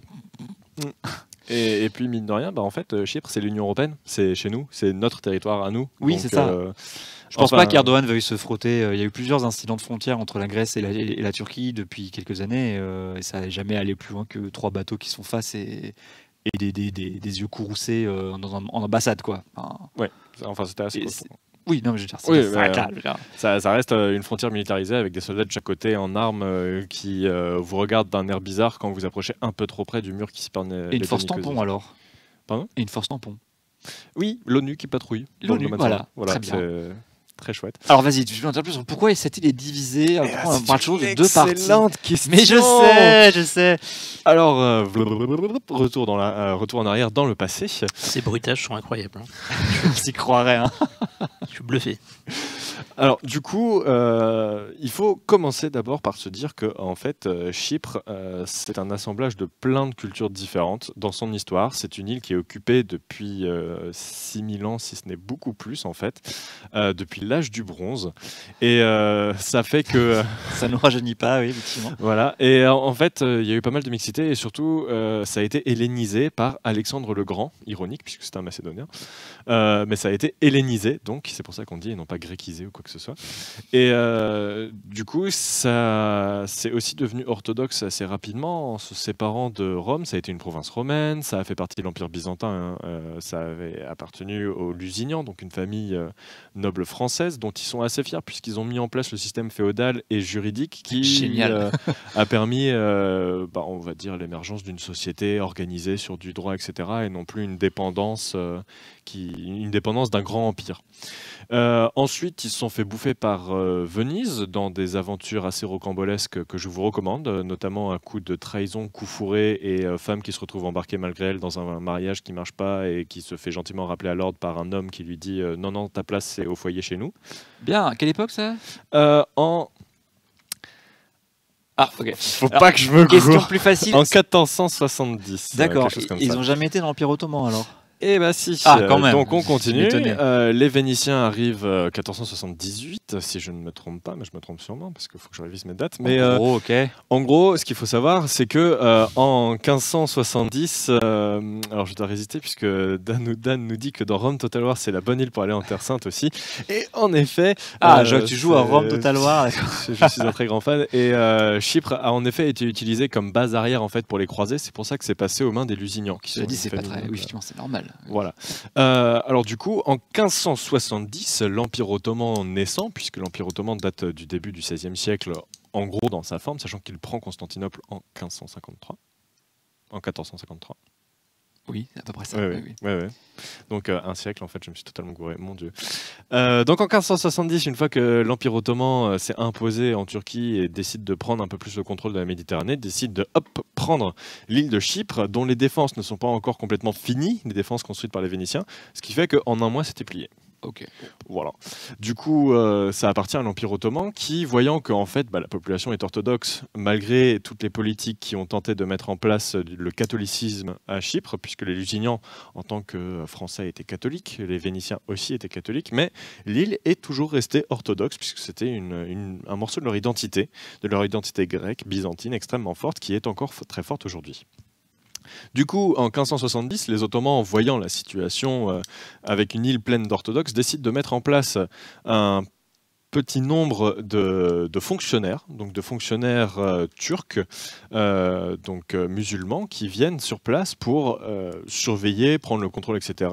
Mais la communauté orthodoxe reste extrêmement forte et a le droit d'interpeller directement le sultan, Ah oui. même si le gouverneur est contre. Ce qui est un droit assez exceptionnel, puisque normalement on passe au gouverneur, et le gouverneur, après, lui répond au sultan. Sauf que Ça se là, voit que l'île était stratégique quand même. voilà, c'est ça. En plus, c'est une réserve de cuivre très importante pour le commerce, plaque tournante entre l'Asie et l'Europe. Bref, une île très importante qui a ses droits.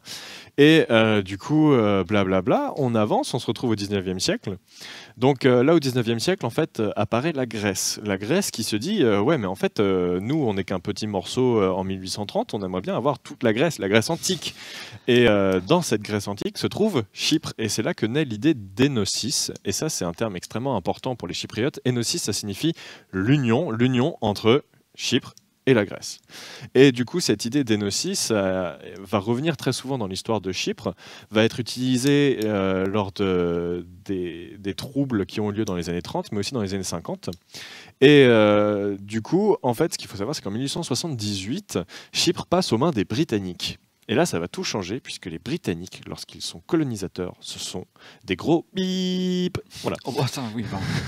Je connais peu de colonisateurs sympas. Et là, pour le coup, les Britanniques, ils en tiennent une sacrée couche. Mais vraiment, alors là, il faut plutôt se pencher sur Chypre des années 50. Donc, mine de rien, années 50, on sort de la Deuxième Guerre mondiale, on met en place l'Union européenne, etc. Les grandes valeurs, l'ONU et tout. Bah, regardez ce que les Britanniques ont fait aux Chypriotes dans les années 50. Et c'est pas super cool ni jouasse. Et du coup, mais là, l'île est encore d'un seul tenant. Voilà. Et du coup, là, le truc, c'est que les Chypriotes grecs et les Chypriotes turcs, vu que les Britanniques ont joué de cette opposition, alors qu'au départ, en fait, ils étaient plutôt unis dans les partis communistes naissants et les syndicats, puisque c'était les ouvriers se réunissaient malgré les différences nationales. Et bah, du coup, les Britanniques ont juste totalement brisé ça et ont dit non, Chypriotes turcs, Chypriotes grecs, vous n'êtes pas pareil. Bah, très courant de la part des colons en fait. C'est ça. La France a fait pareil dans tout le pays d'ailleurs. Moins efficacement. Ouais, ça se trace quand même. Mais les Britanniques, du coup, ils ont fait ça. Et ce qui fait que lorsque l'île obtient son indépendance en 1960, on est obligé de négocier avec les Chypriotes turcs et les Chypriotes grecs de manière séparée. Ah, ok. Puisque ça faisait quelques années qu'ils se massacraient mutuellement. Mais vraiment, genre, c'était sale. C'était vraiment, genre, ils se tiraient dessus quotidiennement, etc. Assassinats et tout. Donc, 1960, l'île est indépendante. Tadam, trop cool, avec un système en fait, de répartition des pouvoirs en fonction des nationalités. D'accord, un peu comme au Liban. Voilà, sauf que comme on a vu ce qui se passe au Liban, ça marchait pas à Chypre. Ça marchait pas du tout, sachant qu'en fait, ce qui se passe, c'est que les Chypriotes grecs étaient 80% de la population. Et les Chypriotes turcs, du coup, on était 20%, logique. Ce qui fait que la disproportion fait que les Chypriotes grecs, en fait, prennent petit à petit le contrôle des institutions. Et en 1963, ça éclate. Il y a un contrôle de police de Chypriotes grecs qui finit par un mort, en fait, par plusieurs morts de Chypriotes turcs. Et du coup, les Chypriotes grecs prennent ça comme un signal et commencent une purge, en fait, contre les Chypriotes turcs dans un quartier de Nicosie. Et commencent 10 ans de guerre civile. D'accord. 10 ans de guerre où ils s'entretuent quotidiennement, ils se bombardent et tout. Du coup, les Chypriotes turcs étant en minorité se mettent dans des enclaves. Donc 20% de la population se retrouve enfermée dans 3% de tout le territoire chypriote. Sympa. En plus, Chypre, c'est petit quand même. Hein. Ouais. Et ils sont bombardés quotidiennement. Mais en même temps, ils reçoivent des armes de la Turquie, pendant que les Chypriotes grecs reçoivent des armes de la Grèce. Et en 1974, la Turquie décide d'intervenir militairement pour rétablir la situation et ramener l'ordre constitutionnel, puisqu'il y a eu un coup d'État fomenté par la Grèce en République de Chypre. Et ils en profitent pour prendre la moitié de l'île, quoi. Exactement, un tiers. 33% de l'île, 34 en fait, font maintenant partie, sont indépendants, on va dire, puisqu'en 1983, la République turque de Chypre Nord, donc le regroupement de tous les Chypriotes turcs au nord de l'île, déclare son indépendance qui n'est pas reconnue. Et du coup, ils subissent un embargo commercial extrêmement fort, puisque c'est un pays qui n'existe pas et qui est sous occupation turque depuis 1974. Ce qui fait que l'histoire avance, blablabla, et on arrive en 1990. Sylvain, tu peux nous mettre mon écran, comme ça on aura la carte de Chypre en fait pour finir. Oui, en effet. Voilà. Et du coup, on arrive en 1990 et la République de Chypre demande à adhérer à l'Union européenne. Et du coup, en demandant cette adhésion, qui finit par arriver en 2004, il y avait dans le package de l'adhésion l'idée qu'il fallait réunifier toute l'île. Il fallait en fait que, pour qu'en 2004, la République de Chypre puisse intégrer l'Union européenne, il fallait que les Chypriotes turcs soient réintégrés à la République de Chypre. Et donc, ils avaient proposé un plan, un énorme plan de 1300 pages, le plan Annan, qui a été négocié donc par Kofi Annan, l'ancien secrétaire général des Nations Unies.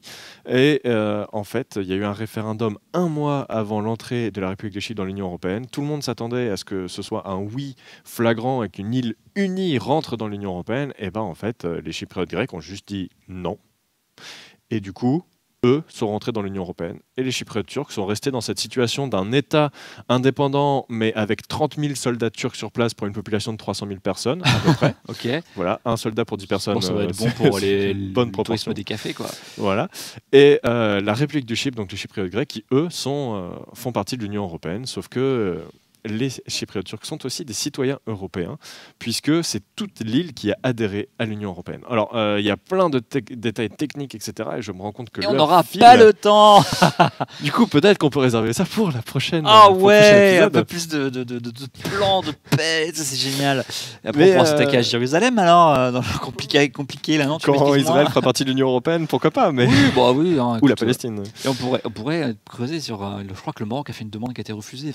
Oui, en 86. Ils ont posé leur tu sais demande. déjà, toi, d'accord. Et donc, pourquoi on en parle maintenant? Vas-y. Voilà, parce que mine de rien, on est là pour parler d'actualité. Il m'a dit, Pierre, je veux pas le Chypre, je veux pas le Chypre. Je dis, bon, d'accord, c'est le moment, mais en fait, non, il y avait un truc, alors d'accord. Exactement, il y avait deux trucs. Alors, il y a fin octobre, les présidents de chaque communauté, parce que du coup, la République turque de Chypre Nord a un système électoral avec un président, mais aussi une chambre, et en ce moment, elle est...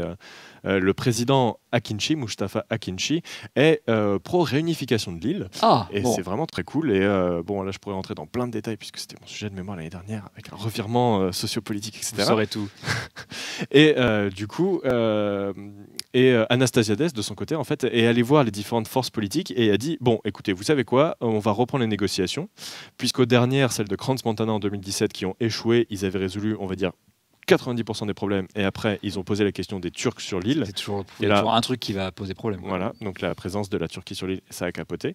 Et du coup là ils se sont dit, vous savez quoi, la prochaine fois, maintenant qu'on a résolu 90% des problèmes, on va résoudre les 10% restants. Et Anastasiades a dit, du coup ce sera dans le cadre d'une fédération. Et de son côté, Mustafa Akinci a dit, si jamais il y a des négociations et que c'est pas en faveur de la fédération, ce sera sans moi. C'est bien. Du coup, c'est plutôt positif. On part sur des bonnes bases. Voilà. Et ça s'est renforcé en plus. Il y a du coup 4 jours. Ce lundi. Vous avez rentré aujourd'hui, c'est de l'information toute fraîche. Hein. Brexit, 4 jours pour Chypre. Vas-y, excuse-moi. Mais... Et le lundi 12 novembre 2018, 2 nouveaux checkpoints ont ouvert sur l'île de Chypre. Puisque l'île de Chypre est séparée par un no man's land allant de... vous voyez sur la carte, il y a 2 points rouges là, 4 km. Les nouveaux. Du coup, je vous ai mis en noir à l'arrache, à la main, les 7 checkpoints déjà existants, sachant qu'il y en a 3 à Nicosie, donc un pour les piétons. Tu peux zoomer un peu peut-être, Adrien? Ouais, sans doute. Contrôle plus avec la mallette. Bah ouais. Ah voilà. Comme je sais que t'es pas très à l'aise avec l'informatique, je préfère préciser. Alors oui, c'est du live, hein, comme vous pouvez le constater. Voilà, c'est joli avec l'interface de Google Drive là. Du coup, voilà, il y en a 3 à Nicosie, il y en a quelques-uns qui parsèment la frontière, et il y en a 2 qui ont été rajoutés. D'accord. Donc le rouge là-bas et le rouge ici. Et du coup, en fait, ça permet d'ouvrir des voies de circulation, parce que là, comme vous pouvez le constater, en fait, je suis con, il y a une souris. Ayia Napa est une des grandes stations touristiques de l'île, et dans ce coin-là, il y a beaucoup de personnes et beaucoup de nationalistes aussi, faut le dire. Et en face, c'est aussi beaucoup de nationalistes, mais chypriotes turcs. Et ce checkpoint permet justement de passer de l'un à l'autre. Alors, ils ont eu quelques soucis. Vous allez pouvoir se taper dessus, c'est bien. Là, en fait, le checkpoint a déjà, dans sa phase de création, parce que j'étais à Chypre en stage pendant 6 mois là cette année, et du coup ils étaient en train de mettre en place le checkpoint pour de bon, et il a déjà été caillassé plusieurs fois sur les 6 mois où je suis resté, alors qu'il n'était même pas ouvert. Il était prévu pour ouvrir et il a déjà été caillassé plusieurs fois, et maintenant qu'il a ouvert, ça a fait beaucoup de bruit, etc. En tout cas à Chypre, parce que nous on s'en fiche un petit peu, puisque Chypre c'est mine de rien assez petit à l'autre bout de la Méditerranée. Oui. Et c'est triste à dire, puisque voilà, alors c'est à nouveau, je retire ma casquette Taurillon hein, pour dire à peu près la même chose que la dernière fois que j'ai retiré. C'est qu'en fait, Chypre, c'est un peu l'histoire de l'Union européenne condensée, quoi, puisque c'est deux communautés qui sont historiquement différentes d'un point de vue national, d'un point de vue historique et tout, mais qui ont partagé un espace commun. Et elles en sont arrivées à se foutre sur la gueule, sévèrement. Et à tel point qu'il y a eu un mur qui s'est mis en place, qui existe toujours. Et petit à petit, grâce à l'Union européenne, ce mur il s'ouvre. Et j'irai même un peu plus loin en disant qu'à Chypre, à peu près tout le monde est d'accord pour dire que pour qu'une telle situation soit viable, pour qu'on puisse mettre en commun des nations qui se sont tant opposées par l'histoire, mais qui peuvent encore dialoguer, la seule solution c'est la fédération. Et je trouve que c'est une belle métaphore pour l'Union européenne tout entière et les relations franco-allemandes, par exemple. Merci Pierre. Voilà. Ah, écoutez, c'est sur ces mots positifs qu'on va conclure. Hein. Oui, j'ai du ciel, effectivement, on construit des murs partout, mais justement là, on les ouvre les murs. Hein, mais c'est vrai que dans le monde, on a plutôt tendance à en construire. Et même que depuis la chute du mur de Berlin, en fait, il y a 2 fois plus de murs qui se sont construits en Europe. Exactement. Hein. Kaliningrad, la frontière hongroise, la frontière entre le Bangladesh et l'Inde, la frontière du Mexique avec les États-Unis. Là, c'est formidable. Il y en a partout. Le mur dans les villes, au Maroc dans les campagnes, aussi. Le mur du Maroc, ils sont partout. Voilà, au sud du Maroc, donc au nord du Sahara occidental. Hein. Enfin, bon. Des murs. Voilà. À votre avis, il faudrait mettre un mur à 20 heures pour que vous arrêtiez, bordel. Il faudrait qu'il soit très très haut. Hein. Merci Sylvain d'avoir été. C'était très intéressant, donc je ne vous ai pas interrompu. Oui, moi j'écoutais Pierre, je buvais ses paroles. Que des sports et d'amour ce soir. Merci Fanny Dufos, tu vois. Si on nous a apporté un peu de bonheur ce soir, on sera content, n'est-ce pas Pierre? C'est pour ça, oui, exactement. J'ai parlé de Chypre après le Brexit. Ensemble, tout devient possible. Bon, écoutez, c'est sur ces bonnes paroles qu'on va vous laisser. Il n'y a plus rien ce soir? Alors, la suite du programme, il y a sur le serveur Acrocraft ce soir une séance du Parlement. Très bien. Qui va parler de la Constitution et aussi une séance ordinaire. D'accord. Donc on vous invite à rejoindre le serveur Minecraft d'Acropolis. Toutes les infos évidemment sont dans le Discord qui va bien. Prochaine émission sur Acropolis mardi à 14h30. Les QAG avec François. Les questions d'actualité au gouvernement. Voilà. Et le même jour à 19h, l'émission que vous attendiez tous et... Sans oser le demander. Un peu quand même. Inside Acropolis. Hey yeah. Ta première fois d'ailleurs dans Inside, Adrien. Ah non, j'ai fait un inside l'année dernière en fait. À l'antenne. C'est François qui n'a sur un canapé qui sentait pas bon. Enfin, j'ai dit. Voilà. Et là, Pierre est en train de se dire, mais qu'est-ce que Inside Acropolis? Exactement. Mais vas-y, Sylvain, Inside Acropolis. Eh bien, Inside Acropolis, c'est l'émission dans laquelle c'est un peu la FAQ finalement, l'émission qui parle de ce qui se passe à l'intérieur d'Acropolis, les choix, les évolutions, les décisions. Les absences de chat à l'écran, les débats vifs qui sont parfois présents dans la communauté. À tout sans langue de bois et on dit ce qu'on pense. On essaye de faire des annonces quand on en a, on essaie d'expliquer financièrement comment ça se passe à Acropolis en ce moment. Pourquoi je suis hyper crevé, pourquoi tout ça. Pourquoi on voit moins gens à l'écran aussi. Mais oui. Enfin, voilà, plein de... Toutes les questions que vous vous posez, nous y apporterons une réponse dans la mesure du possible, évidemment, la langue de bois restant notre spécialité. J'ai dit que c'était langue de bois. Mais d'ailleurs, c'était peut-être de la langue de bois, justement. Vous le saurez en regardant Inside Acropolis mardi à 19h. Voilà, et alors à mardi, parce que j'y serai exceptionnellement. Évidemment. Bon, et sinon, la semaine prochaine, jeudi 14h30 pour Party Time. À bientôt. Au revoir, Pierre. Au revoir.